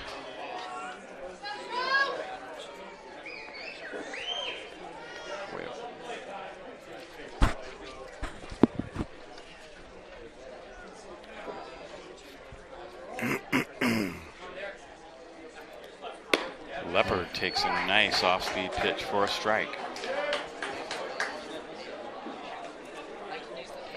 There was a breeze that came in for a split second. Yeah, like you half a second. Yeah. There's a base hit right field. Go. Squirts through. Runner's going to stop at second. Stompers try to get a rally going. Cal Poly San Luis Obispo, third baseman, number 15, Michael Bell. I don't know. Maybe that.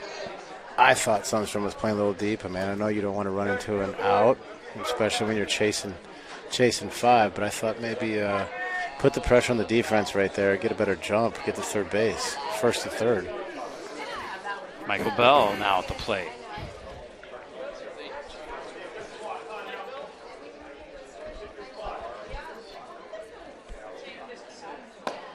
I always like aggressive base running, and that stems from the JC with Coach Damon.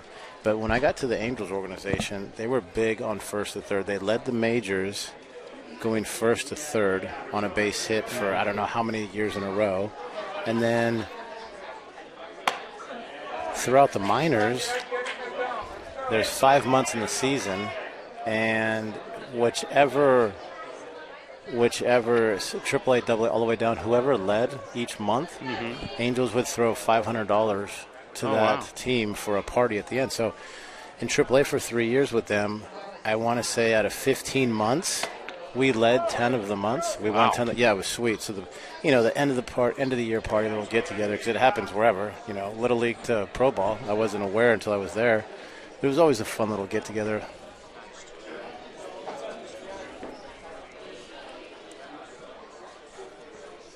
One pitch away from loading them up. There's a strike. Stompers trying to make a little noise here.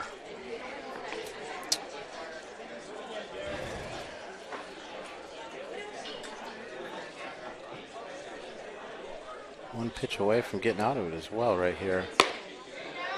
Tied him up on that one. 3-2.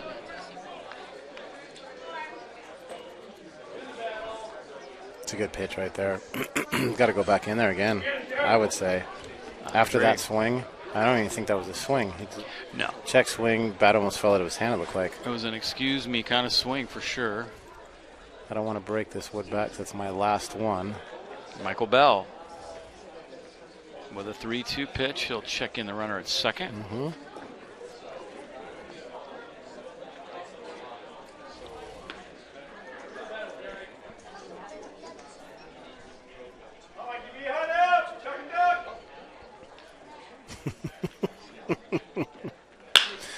Looper could be trouble. Holcroft on his horse, and he gets there. Nice job by Holcroft to race that one down. Just held that. Good closing speed, though. San Jose JC, second baseman, number 28, Connor Sharpio. And Connor Sharpio will be next. I'm gonna say Sharpio right here.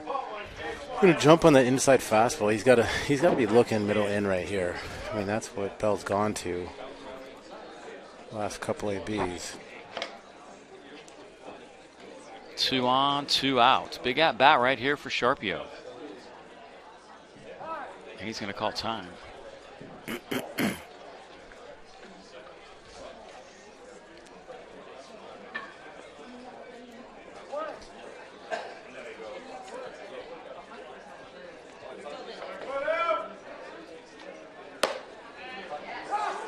Strike to Sharpio.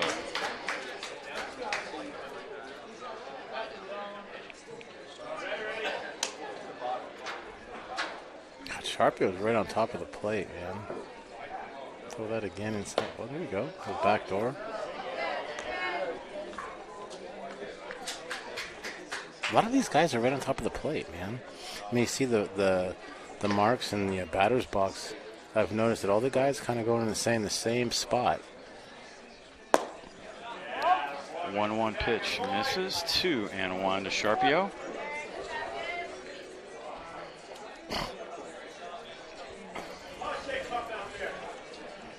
Comes that fastball. Fouls it straight back. Healthy hack right there. Bridges 1 pitch away from getting out of this one, putting a 0 on the board, keeping the momentum in the Healdsburg Prune Packer dugout.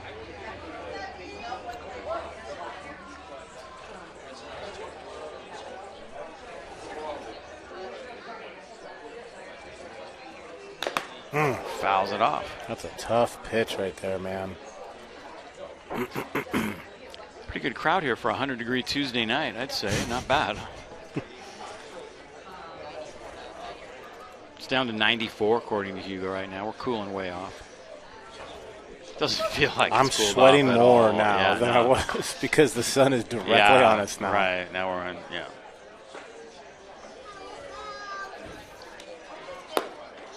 That misses inside. So we're going to go the distance here. Runner's moving. Oh, my favorite thing is to do a back pick at first base in this situation. Yeah. A little timing play over there. Mm-hmm. Got your first baseman right there playing behind him. Yep.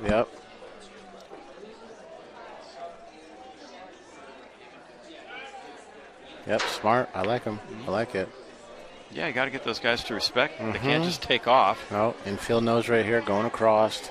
Not going to go the short way.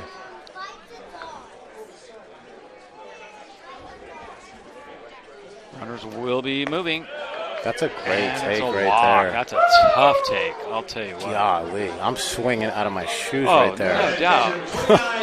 You can't go down looking right there. No, And that's it a had great it had strike written all Oh over it. my It was God. definitely a ball, but Right, but that's a tough take. That's a great job by Sharpio. Keep it going.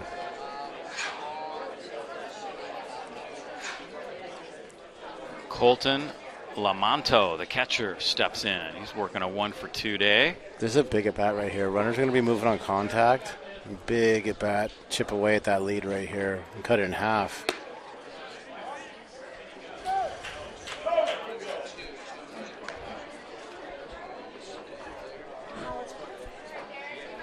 Lamonto has a double so far today.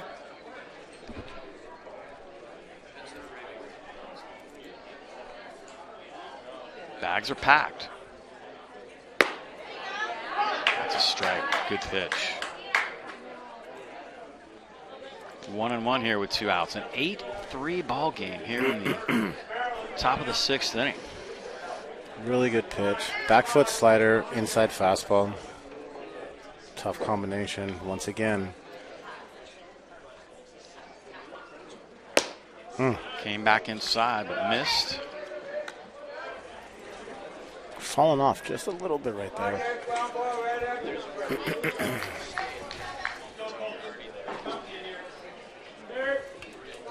Stompers trying to get a little momentum as we head toward the late innings here on Tuesday night in Healdsburg. This one has potential. It's looping, and it's going to fall. 1 run for sure, and 2 runs end up coming to the plate. It's a big at bat right there.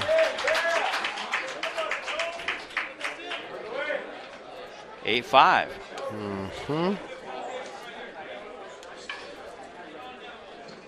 Now South Nevada College center field number 3, Jackson Castillo. That one just looked like it was going to fall right off the bat. There's that play we saw a little bit earlier. Not sure where I showed that, but just in case you were wondering.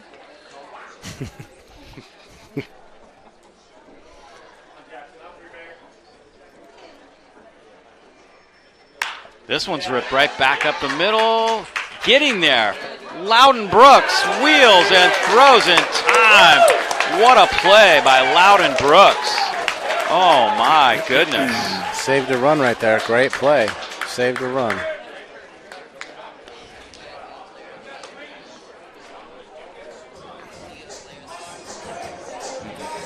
Big half inning right here. I'm going to go back to the base hit. I finally found that.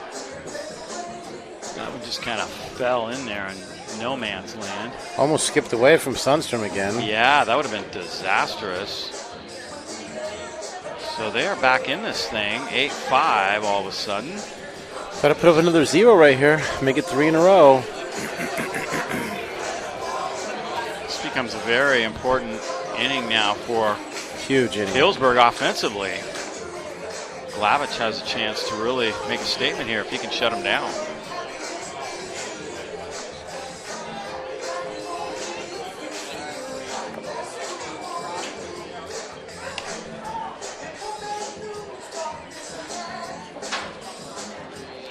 Reminder that tonight's game is sponsored by Poppy Bank Epicenter.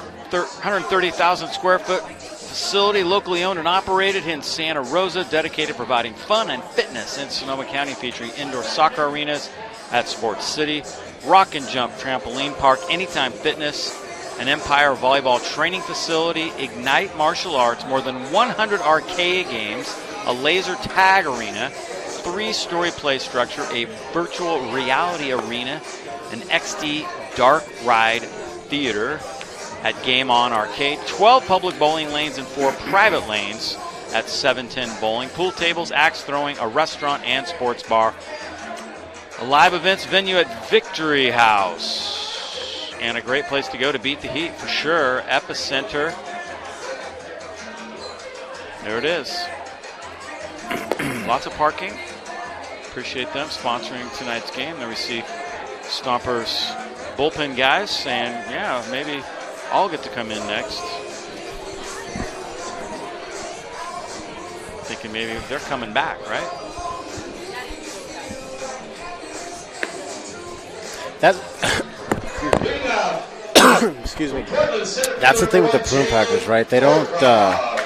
Game gets, they have so much offense. They have so much confidence that this is familiar territory. They're looking at it more like, hey, we've scored 8, let's score 8 more, And that's what you have to shut down. Like, these guys, this is a big inning. The next 3 innings. Jake Holcraft, he's 1 for 2. He's also walked. Top of the order for the Prune Packers. And he hits the first pitch into right field for a base hit. It's 2 times today. Jumping on that first pitch. And you see Santa Barbara right fielder number 11, Jared Sundstrom. There's the swing.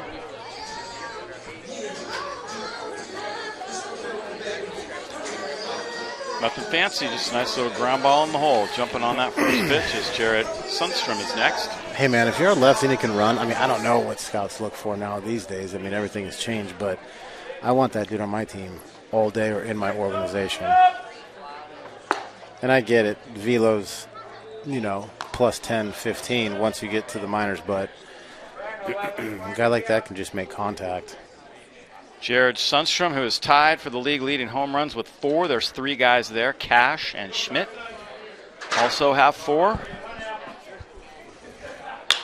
Sundstrom looper right field. This could be trouble. And it will fall. Runner's going to try to come all the way to third. And he's there. A little hesitation, but made it.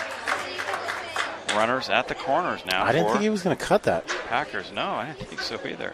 But it actually turned out, it picked up. It was good that he did it. Probably made it closer than it actually would have been. From Texas Tech, number 18, Sam Hunt. And once again, like we said, here the Packers go.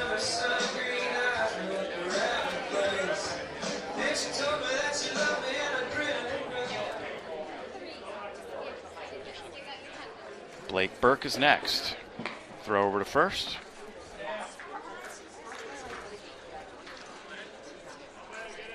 Oh, Sam Hunt is going to come in and hit now. A little pinch hit action. Sam Hunt.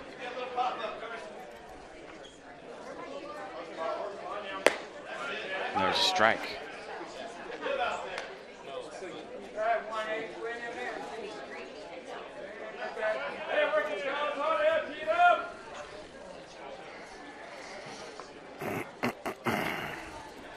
Another throw over.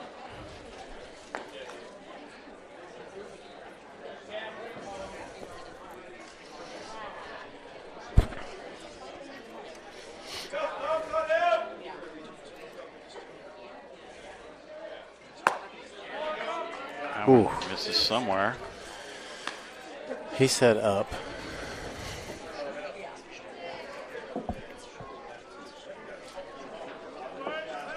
I'm not 100% sure that was up, but no, he's got a better angle. Looper, Fister, into left field. That will fall for a base hit. Packers will get a run home. Just like that.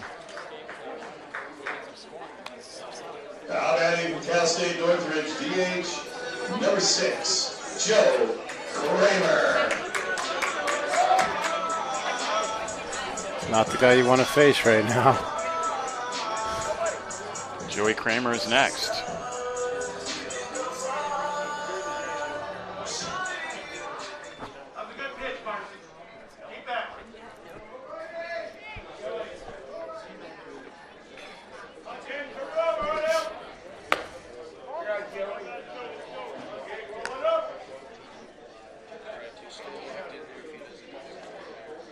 Kramer, one of the league leaders in hitting.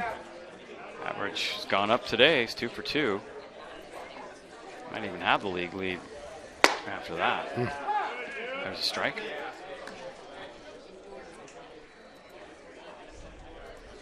Makes it 1-1. 9-5 now. No outs. Packers are thinking big inning right here. Big inning. This is the situation Kramer thrives on right here. Showing bunt, and Kramer pops it up. I think that's on his own. I mean, is it 1-1 bunt fouled off? I think that's on his own right there. Yeah, Four it's gotta hitter. be. Joey's not getting him the bunt right there. I don't think so. I think he saw the third baseman was kind of playing back, and he thought, hey, I'm going to get my third hit here. Right. 1-2 now. Glavich delivers. That one misses well outside. Lamonto does a nice job keeping it in front. Kramer at Northridge, another SRJC guy. Had a pretty good year at Northridge this year, man. Ended up signing a little late with them, or committed late with them. Wasn't sure where he was going to go. Fouled back again. I believe it was last summer he got an offer from Northridge, and boom, went down there and did well for the Matadors.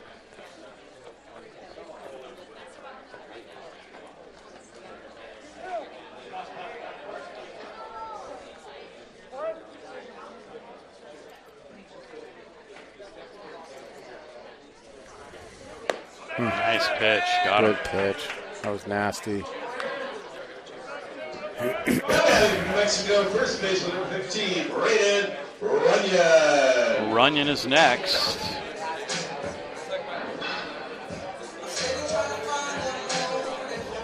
You know, just speaking again, Dave, of all the local guys and knowing all these guys that have gone to junior college, the center was a junior college.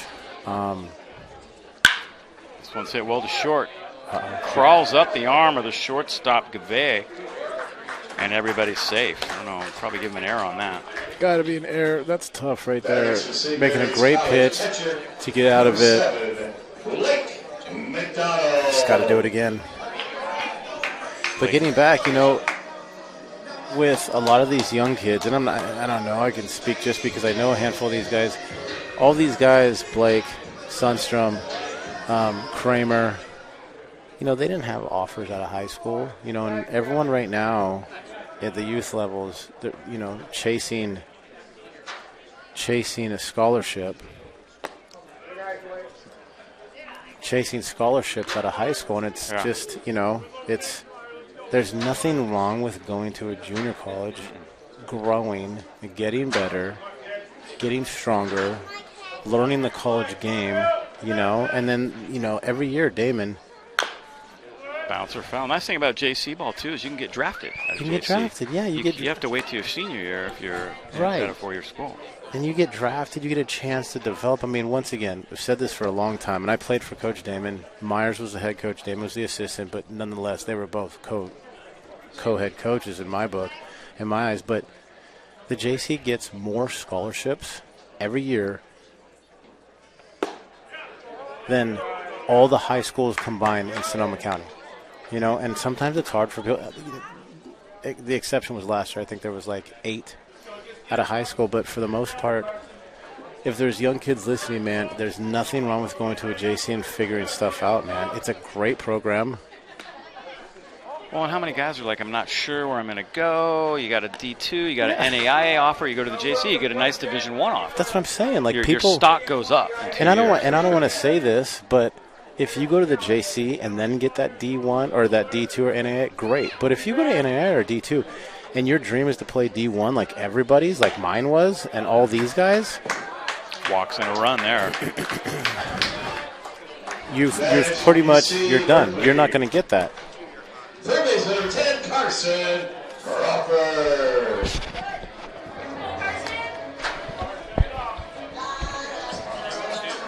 You know, you're not going to get that offer now. Now that you've gone to an NAIA, which there's plenty of great NAIA schools out there, D2, D3, right? But you've given up that dream, and there's nothing wrong with that, but man, go to the JC.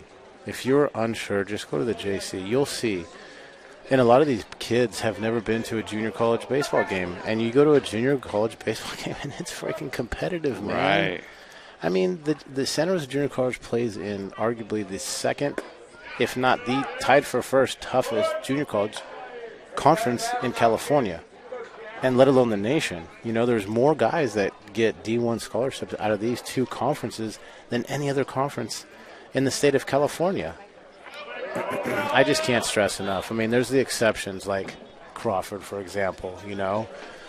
went to Cal, struggled. He started off kind of good, and then he struggled, and he got a taste, you know.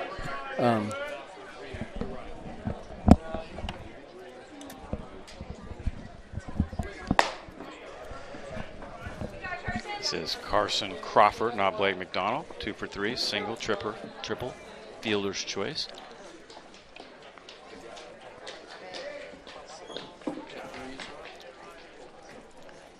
Base is still full of Packers. Scored a couple nice insurance runs here after the Stompers made a nice little comeback.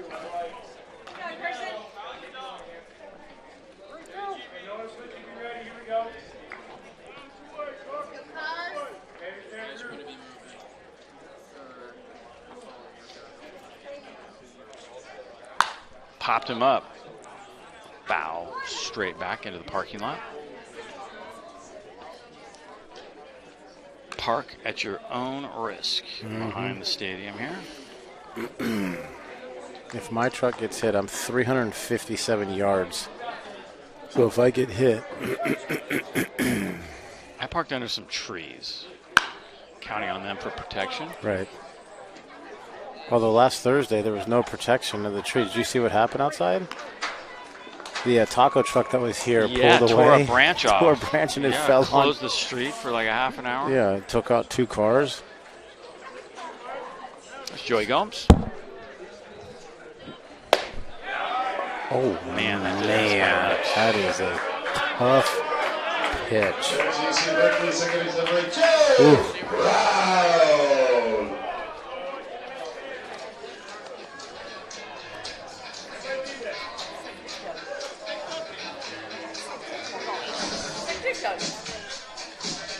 It's going to get Zach Pace up and out of the dugout. Hey, Packer fans, the Prune Packers will be playing the Nevada Knicks right here tomorrow night, Wednesday, 6 o'clock. Thursday, the Mudcats come to town. And on Friday, the Legends. Saturday, the Mudcats. And on Sunday, the Legends. Okay, here we go. 5 more games. Another mound visit. See what happens. In a row for the Prune Packers right here at Rec Park. Great time. Some great baseball.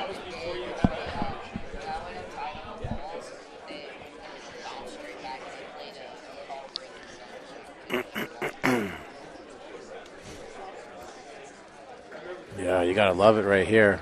That's a great call. That's a veteran move right there by Pace.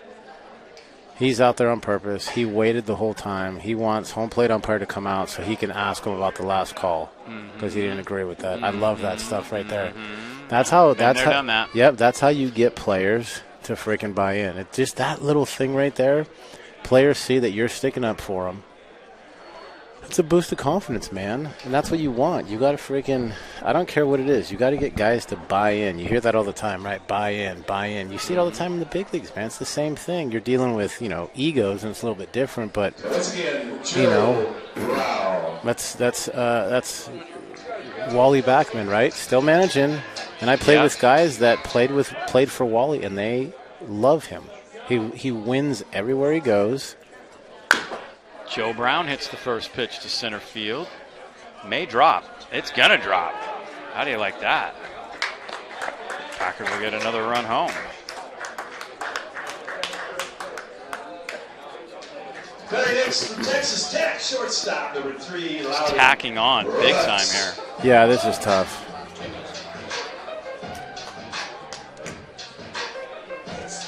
I know we said it before, but the Packers have not swung and missed a whole lot today.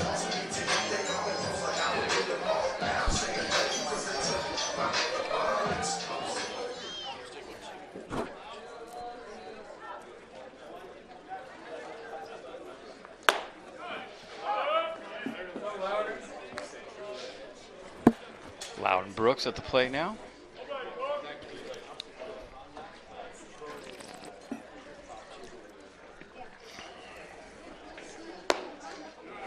Takes that one down. Pretty good pitch, though, still.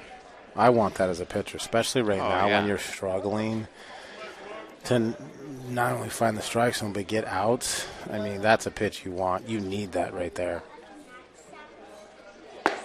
And I think you're exactly right. Yeah. That's what Zach Pace was saying when he came out. Like, listen, man, my guy is freaking busting his butt out here to locate, and you're not helping us right now. All of a sudden, you've changed your zone.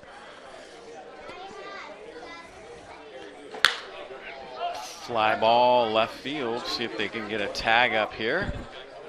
Drifting in. Here comes the throw. They're going to throw it to third, so Blake McDonald will score easily on that one. Where's the shortstop right there? I don't know. Shortstop's supposed to be at third base. Third base was the cut right there, right? Yeah, they ended up just throwing it to third, so that was kind of interesting, yeah. Oh, okay. Shortstop did get there. Third base was cut, and just shortstop wasn't all the way at third. My apology. He was there, he just wasn't at third. Okay.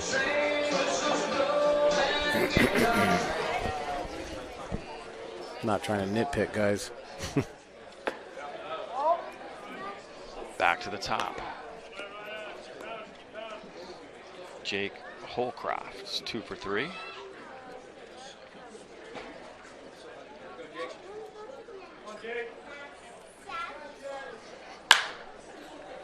That one's going to be out of play, I believe.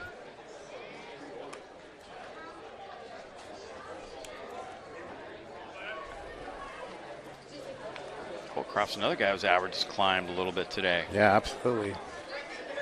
That first pitch swinging again, right?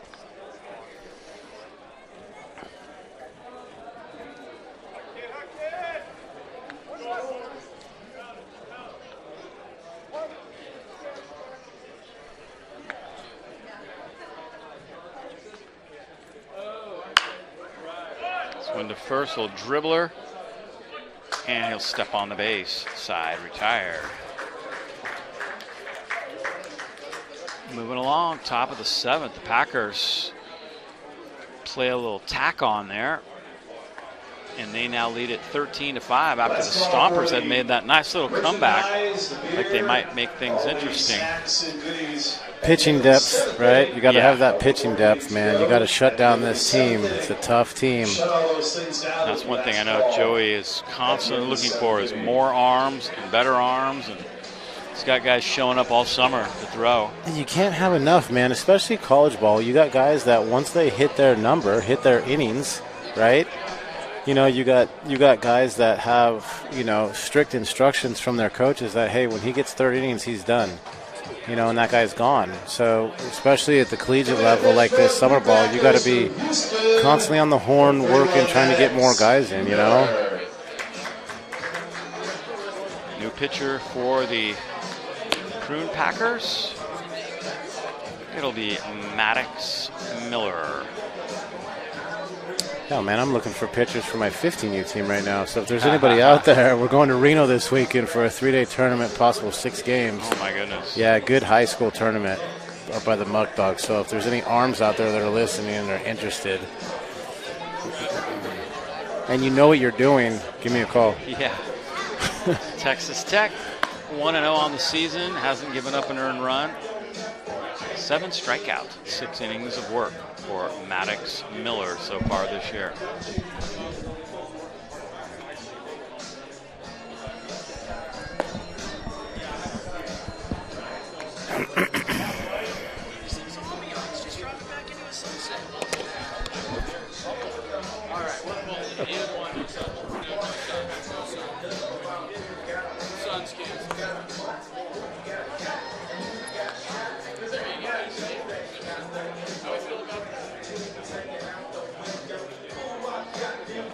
Cruising along to the late innings now, top of the 7th, and that was a big blow right there, giving up 5 after pulling to within 3 by the Stompers. Yeah, that's Stompers had a little bit of life, and the Packers just said no. Let me go ahead and bury you right now. I'm not saying that it's over, but now it's going to be tough.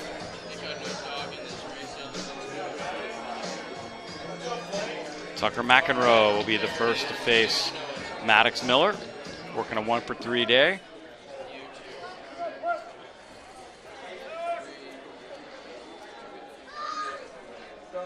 Miller looking for a shutdown inning right here and keep the momentum. First pitch fouled off. Did you see that? No. No idea where it went. I just knew none of the fielders were reacting, so it wasn't in play. It's my only clue. You sold that beautifully. I can't see anything right now. I don't know why. The ball looks like it's got like, like it's brown, like it's not even clean at all. Well, and that's the thing, right, with high school and college is that the ball hits the dirt. You don't throw it out. It stays in. Yeah. And that's the bummer, man, is you can't pick anything up. Yeah, you start the game with like 5 or 6 balls, and that's pretty much it. And that's the last time you see him white. Oh, yeah. There's a strike.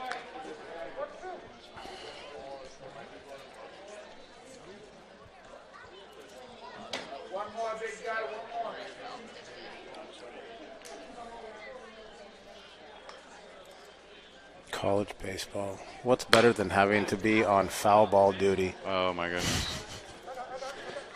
Or even high school. Yeah, happens a lot.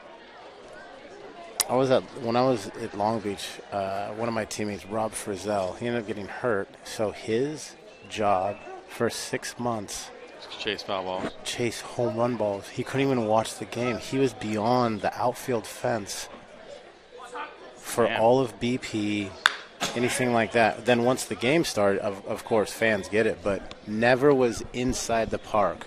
Wow.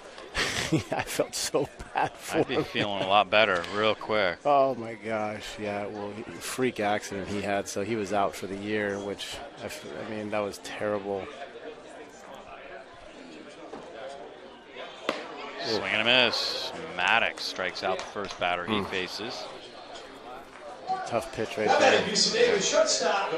Complimentary swing. That was one of those things. Scabea's next. Showing up to the yard and you had your duty list, always posted in the dugout, and you never wanted to be that foul ball guy, especially at the junior college. I don't know if you remember the junior college. Anything that goes over first base side, it hits the building. It can go over into the maintenance yard. Yeah. So then you got to walk all the way around, that's horrible, fish for the ball. And the maintenance crew doesn't help you. They're not there to be like, hey, the ball's over there. They kind of, I think they get a kick out of watching you search. Try to find it. Yeah. Gavea breaks his bat. Get that hop. Crawford can't scoop it. Get that hop. And Gavea's aboard. That third hop, man. Now batting from Illinois State, DH number 12, Noah Rabin. First error of the day on the Prune Packers. Just kind of got caught in between hops. It's tough, man. You got to beat that hop. It's tough regardless, but I know Crawford. He knows he should have made that play regardless. It's beat that third hop, man.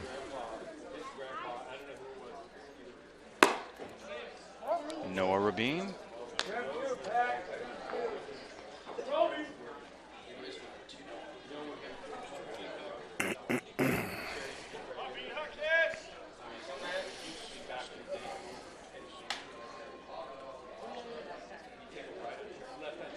Had 18 runs put on the board here so far today as Rabin takes that one.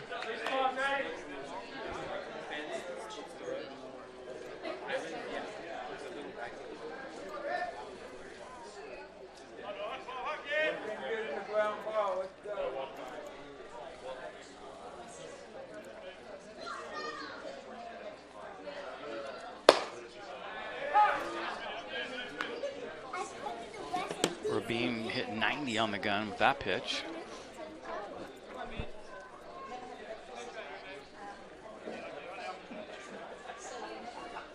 Or excuse me, Maddox Miller.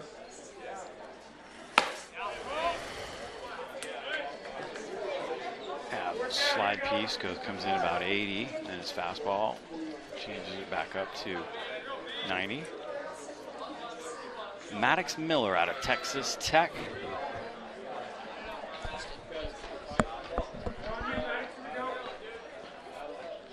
Good sized guy, prototypical pitcher right there.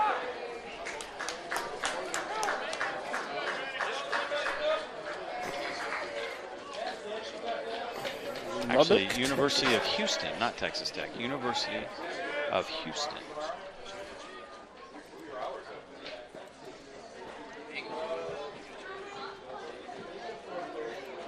We're former JC player, right?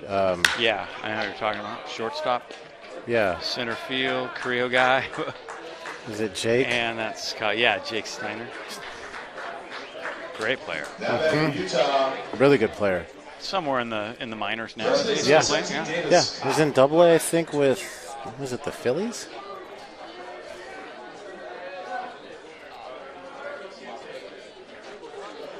Another Creo guy in pro ball. Yeah. They are they're trying to equal Casa right now. Casa and Pataluma's got all the pro guys.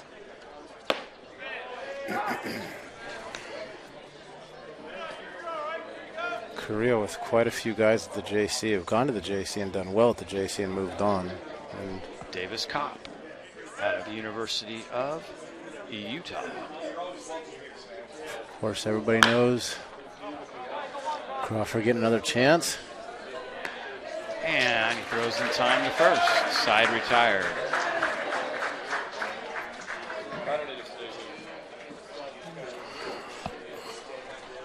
So we'll go to the bottom of the seventh. It's time for the seventh inning stretch here. We harken back to 1908 when this was first sung on Broadway. I'm going to take me out to the ball game. Let's see how the fans do here Take me tonight. out to the ball game. Take me out to the crowd. Buy me some peanuts and Cracker Jack. I don't care if I ever get back, and it's root for the Packers. If they don't win, it's a shame. For it's 1, 2, 3 strikes, you're out at the old ball game. You have our winner for the voice of Healdsburg Sports, Richard Bogarski, leading us in the seventh inning stretch tonight. Take me out to the ball game. Donating to this cause, these wonderful animals and all the folks that support them. Here's the ticket number. Last 3 numbers are 513. 513, and then name on the back is Elsa. Elsa. Who's got the winning ticket? Well, Elsa. 513. There we go. Thank you, Elsa. Oh, Elsa's just right behind everybody. Thanks, us Humane here. Society. Thank you, Amy's Wicked Slush, for being Where'd she the win? sponsor I don't know. of the Humane Society. Thanks for coming out Something. on this first day of summer. Free dog wash? New pitcher. 21st. It's Brady Rutan out of Sac City. And coming to pitch for the Stompers from Sacramento Community College, number 22. Summer solstice. The sun finally setting for us. Yay. Is that today? Yeah, this is it. 21st. Yeah.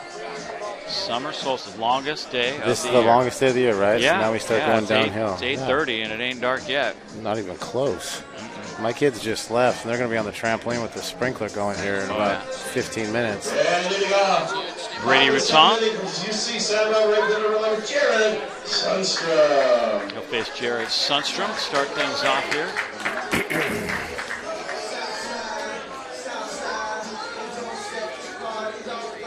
Sundo's working a 1-for-4 day. Average has dipped just below 400 for the first time in quite some time. 13-5 lead for the Packers. Routon's first pitch misses outside.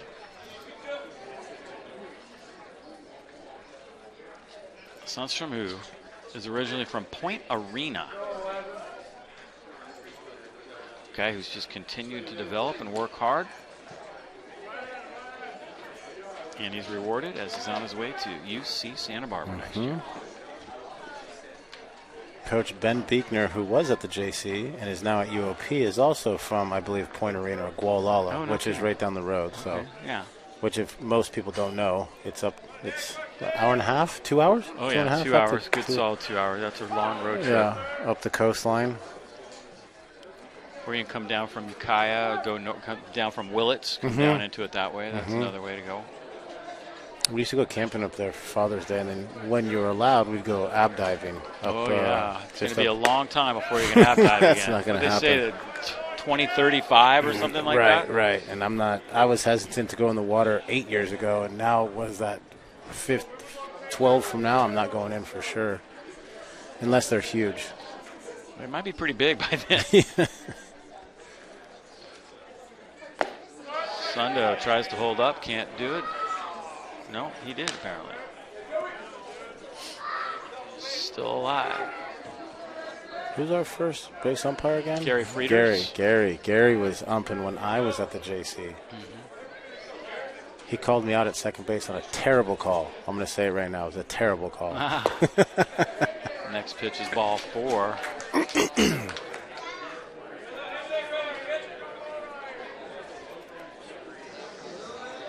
Now batting for Texas Tech, number 18, Sam Hunt. Sam Hunt will be next. Thought I read a dirt ball well. Got a great jump, slid into second, pulled up short. Guy missed the tag. I jabbed into the base. He called me out, and I said, Gary, he missed me by 2 feet. He says, Case, head back to the dugout, buddy. Popped up. Who's going to get this? Ooh. Third baseman calls for it. Mike Bell. Nice play. Speaking of back to the dugout, Sam Hunt's headed. 6, Joe Kramer. Joe Kramer is next.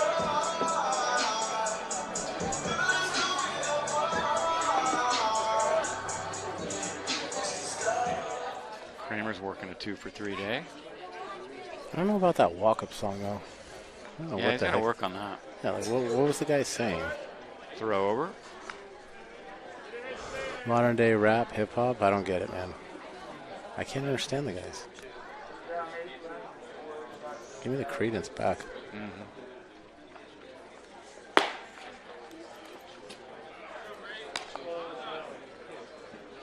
Kramer, one of the league leaders in batting average. This has really turned into quite a league. Really rivals, what you would find in the Cape Cod League, Northwest League.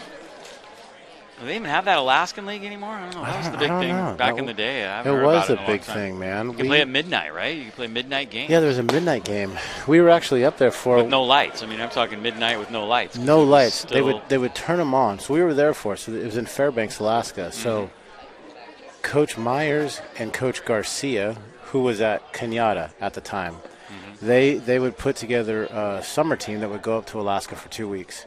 And the first week we would stay in Fairbanks, and they had these bungalows at the stadium that was behind the bleachers. Kramer to second. Bobbled. Are they going to get that lead guy? Yes. Back to first. No. So they had these bungalows, 2 guys per. There was a community bathroom, right? And it was just for teams that came into town for a 2 or 3 game set, and that's where they put them up. The umpires stayed there too, right? And both years I went back-to-back years, my 2 summers, and the midnight game would be going on, and we would have practice, we would play, we'd have that day off, and then we would just sit out and just watch, and it was weird, midnight, and it's completely light out. Left field, long run for Leopard. It's going to drift back into fair territory, and Leopard makes the catch to retire the side. That's a very generous call that You just said the ball drifted back in. I think Leopard just Wanted to run it. wanted to run it. The ball was always in, is what you're trying to say. Yeah. I think he made that look a lot more difficult. Okay. Giving him the benefit of the doubt. 7 for 7. Did I just call you out right there? My Was there bad. kind of some spin on that one? Yeah, there was a little bit of spin. You're right. You're right. In the next year. In the state history, St. Gutierrez goes 7 for Top of the 7. eighth upon us. Tie almost 80-year-old record next year. But yeah, man, we go up to Alaska. We do that, and then we stay there for a week, and then we go to Anchorage for a week and play in the Wood Bat tournament, which had all the Alaskan teams in it, which was pretty cool. And there was just a bunch of us. Just a bunch of us JUCO guys going up there and playing against all these D1 guys. It was kind of cool.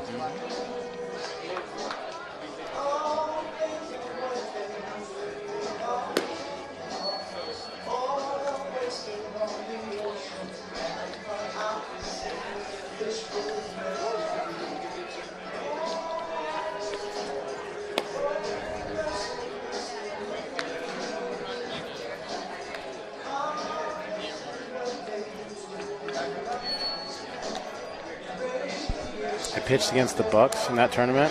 I gave up 3 home runs in a game. Oh, my goodness. All to Brad Ticehurst out of USC. Same guy? Same guy. So the first home run was, I don't even know, but I had fastball, slider, changeup. He hit each one of my pitches out for home runs.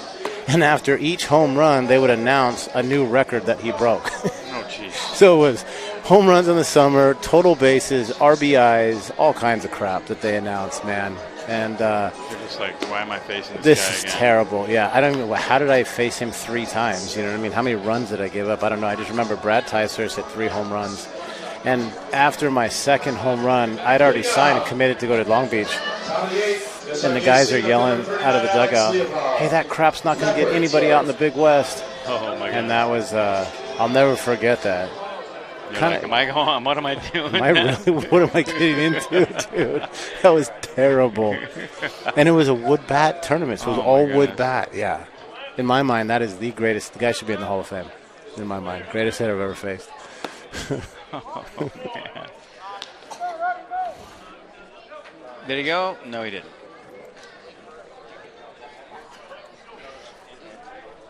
Actually, I think he was on the championship team with Jay Lane at SC. Or was he ASU? I think it was SC. Ticehurst was. There's a strike. That's what we're looking for right now. We're looking for strikes. Mm-hmm. 13-5 here in the top of the 8th inning. Devin Kirby was scheduled to pitch, although not a safe situation. Not sure if we'll see him in the ninth. You gotta check that. They do check, and yes, he did.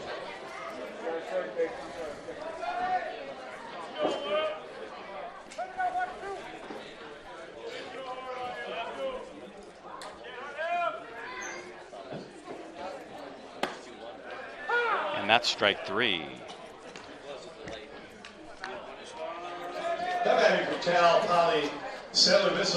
Maddox Miller looking good.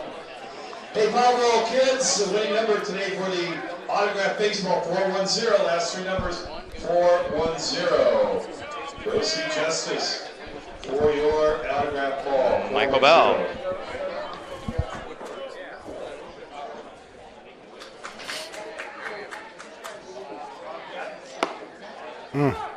Good pitch.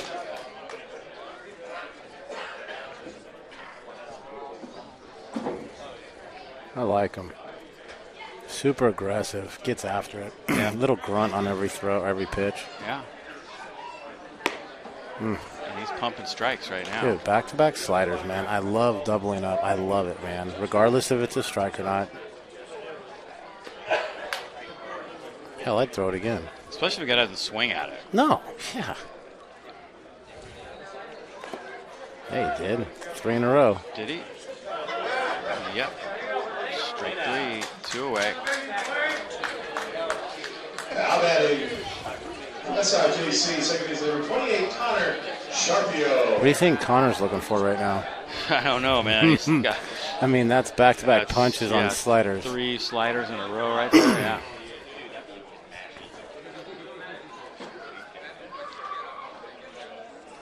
Connor Sharpio now.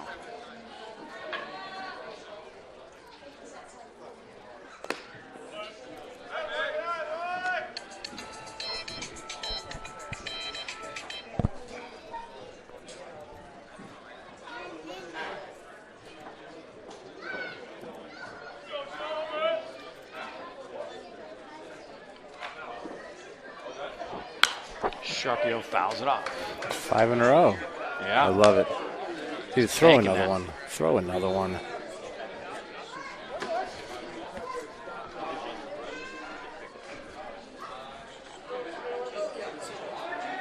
Make it 6. Why not? $50, he throws it. Damn it. Pay up. I'll take 5 10s.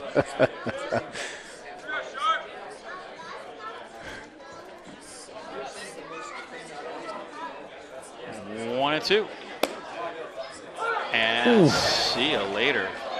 Punches out the side. Sharpio's not so sure about that one. I don't think Blake was either. He threw it back to Miller as if it was down. Another late call. Tip our caps to 2 groups and help make the Prune Packers. I'm going to say Pace is going to say something to him right here on the walk back to the dugout. Sponsors I hope he does. and all of our host families. Both fantastic supporters You of might this be program. right. Tip of the cap. 22 sponsors and our host families. A little Thank something. you Yeah. so much. Not too bad.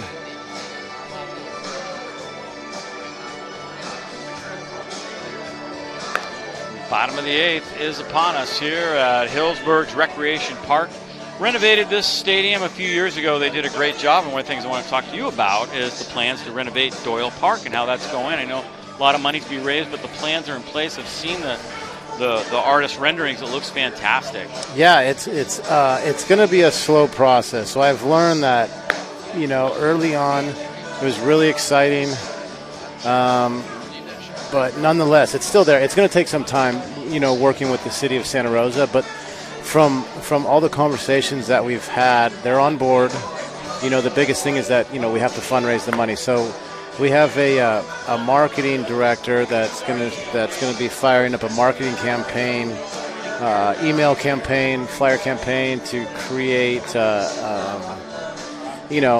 events to get people out there and to get it back in their eyes, get it back in front of them. So, yeah, I'm excited for it, but I also realize that I think this is going to be a 2-year process before we see anything breaking ground, because I don't know if you've seen Doyle lately, but we're out there quite a bit, and with the new scuba divers Pecos Lake team, it's getting quite a bit of use. So Yeah. It desperately needs some TLC, and unfortunately, this city is so understaffed that they just, they can't put enough time in. So if we can get that thing changed to all turf with new dugouts, bring the fences in, bullpens and batting cages down outside the fence on the left field and right field line, that place is going to be the place to be. Yeah, and the new generation doesn't realize 15, 20, 25 years ago how much use that place used to get. There was 3 high schools that played there, Santa Rosa, Montgomery, and Newman. Mm-hmm. There was the Babe Ruth League that was big time.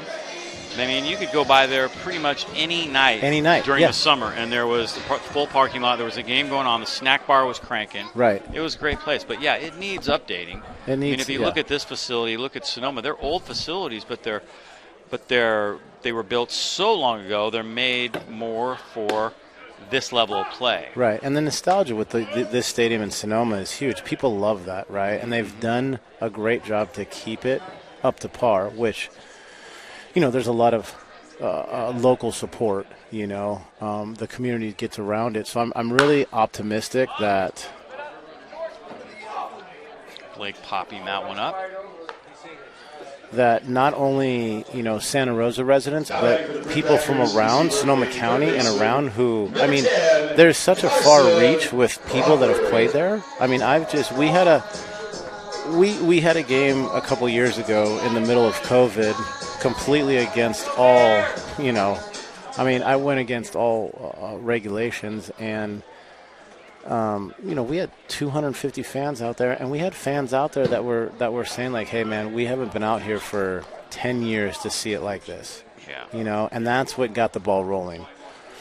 So we'll see. I mean, there's going to be a lot of support needed. I know that we have a fundraiser set in place for October. Details more to come, but yeah, I'm excited for that. Hopefully, in 2 years we can get something done, and it'll be pretty cool, man. I mean, who knows? Maybe another collegiate team comes and uses Santa Rosa. That would be really cool to have 3 teams in the county. Oh, could you imagine? Oh, yeah. Follow the whole league. But yeah, like you said, man, remember the Connie Mack? I mean, that place was legit. Everybody, when I was a kid, I couldn't wait to play at Doyle Park. Yeah.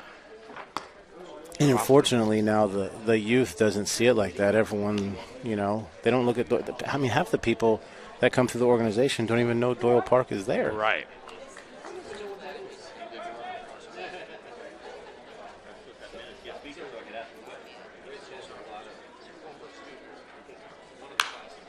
Foul back.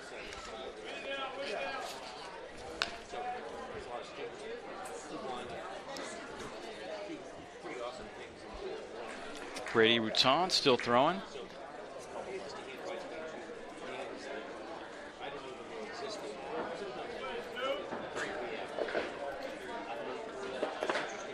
Good take right there. A little slide step slider.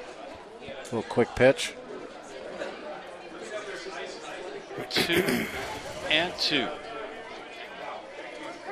Always like trying to catch the hitter napping with a little nobody on, out of the stretch. Don't really come set. Hurry up and deliver the pitch. Try to catch him sleeping or throw off his timing. Crawford to right field. And it's caught. McLemore. McEnroe, excuse me, calling that one. John? Not John.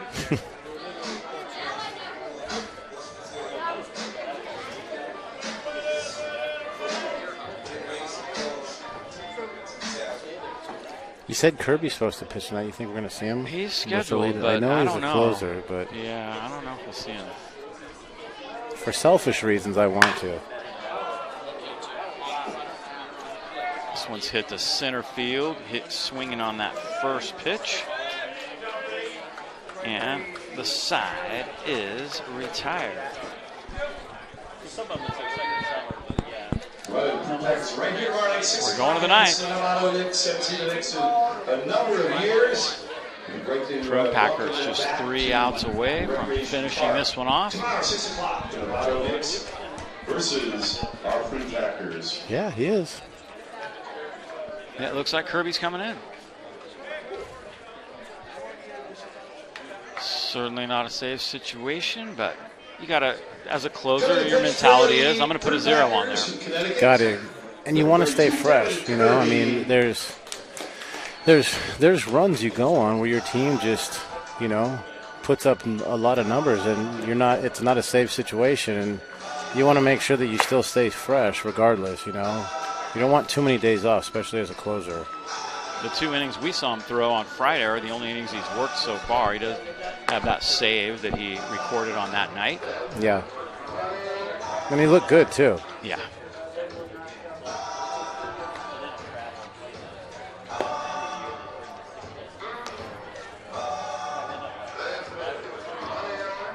I mean, he looks good. Kirby coming off Tommy John last year has made a full recovery, and he hasn't lost anything, which is always good to see, Yeah.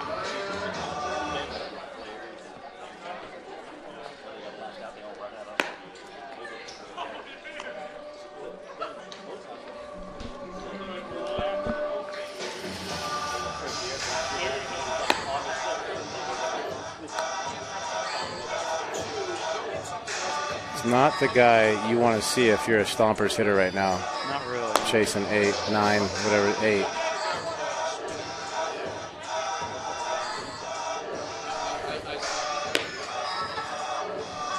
So, Devin Kirby getting ready to go. Back to the plate for the Stompers from Utah, number 21, Dakota Tufo. Dakota Duffalo will step in now. Pinch hitting. And of the University of Utah. That one misses for a ball. First pitch from Devin Kirby. Kirby, of course, from Ukiah originally, then on to the JC, then on to UConn. I always wonder how a guy ends up at UConn for baseball. I don't know, man, especially from the West Coast, you know? Yeah. I mean, known as a powerhouse in basketball, both men's and women's, and so when he said that he was going to UConn, I was like, wow, that's pretty cool. And he showed me a picture of the stadium. Have you seen it? It's beautiful. Yeah. It's almost like stuck in the center of a forest. It's pretty cool. But yeah, you know, it's right time, right place, I guess. A scout happened Maybe to he be. reached out. I don't know. Yeah, it That's could have one been. of those things that, you know, he had an idea that he wanted to go there, maybe visited at some point. Right. I'll have to ask him. This one's ripped to right center field. To follow with a base hit. Off the bench. And on to first base. Now back from South Nevada College, center fielder number 3, Jackson Castillo. Nice smooth swing. Yeah, short, compact swing. Just stay on it, not try to do too much. And that's what the Stompers need right now. They just need singles. They need guys on base, so can't try to do too much at the plate right now, especially against Kirby anyways. So much movement on the ball. Swing and a miss. And with a guy like Kirby, I mean, base hit like that, you don't want to give up a hit. But with his stuff, I mean, he's a ground ball pitcher and is a double play away at any point in time.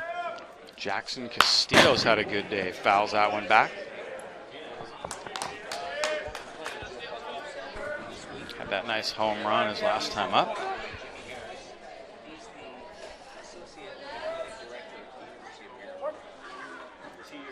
Out of Southern Nevada. And he's got his second hit of the day. A nice little single to right. Jared Sundstrom will come up with it there. Southern Nevada, that's Chuco, right?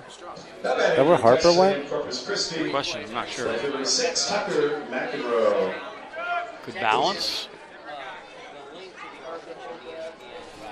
Correction from Santa Clara University, number 36, Gavin Buffing. And we've got a pinch hitter, Gavin Rongling. Out of Cardinal Newman on his way to Santa Clara.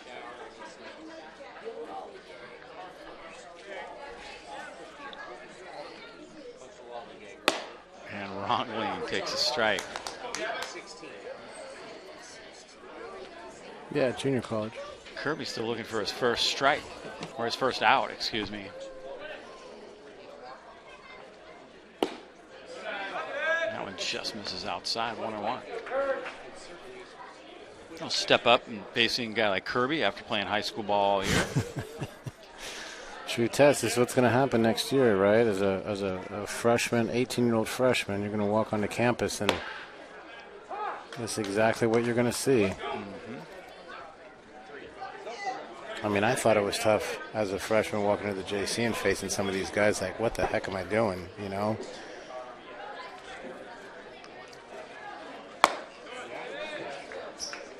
Two and two. Yeah, and the big thing is the timing. You know, you've got to get your foot down early. You got to get that swing started. You can't wait to decide. The one thing is Derek at Newman, Derek Benedetti has done a great job this year with, you know, they had arguably one of the toughest schedules that they've played, you know, in high school. And probably set up a lot of these guys well for their success this year, you know. And Rongling hits this one. A little slow roller. They'll get one. And they'll get two. Just what the doctor ordered. One pitch double away, play always. ball. Yep. Here it is again. With that heavy sink of Kirby, man, that's a tough. You gotta get your hands inside the ball, man. Nice turn. You know, a lot of people forget this or don't realize it, but, you know, in college and in professional baseball, they're dragging the field every 3 innings. Yeah. I mean, it's pretty choppy out there. We have 18 runs on the board and I don't know how many hits. So there's been a lot of running on those base paths, and that ball's hit right in the base path. And so that's a great job of our boy Brooks of staying down right there, making sure it won at second. Joe Brown with a nice turn also because the ball wasn't hit that hard. No. To right field, Jared Sundstrom has it, and the ball game is over. Alex Cavea flying out. And this one is now a final.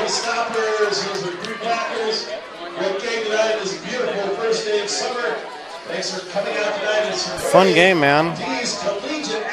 Now that the sun has gone down. A little back and forth, and the sun went down. It was made interesting, at least, by the Stompers there in the middle innings, but then that big rally by Healdsburg for 5 runs right after that really shut the door. Yeah, kind of once put again, the nail in the coffin right there. Yeah, I want to thank you once again, Casey, for joining me on the broadcast. We will do it again as the summer goes along. Absolutely, man. Thank really you, great Dave. to be out here.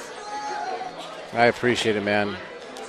Good luck to the Stompers as their season continues out in Sonoma. We may see them again here in July. We may do another game. They do play here a couple more times as the summer goes along. But for now, that is going to do it for this one. Can I check the weather before I commit? Yeah, exactly. Holy cow. Text Hugo and say, what's the weather in Healdsburg? Right. I mean, I have 7 different weather apps that I check, and none of them are ever the same. So yeah, true. All right, well, that is going to do it for our coverage here today. This one is a final. Good ball game here today at Roner Park Stadium. Hope you have enjoyed it. We will be back again soon with more action from the California Collegiate League. Until then, for all of us here at YSN365.com, I'm Dave Cox saying goodbye. And thanks for watching.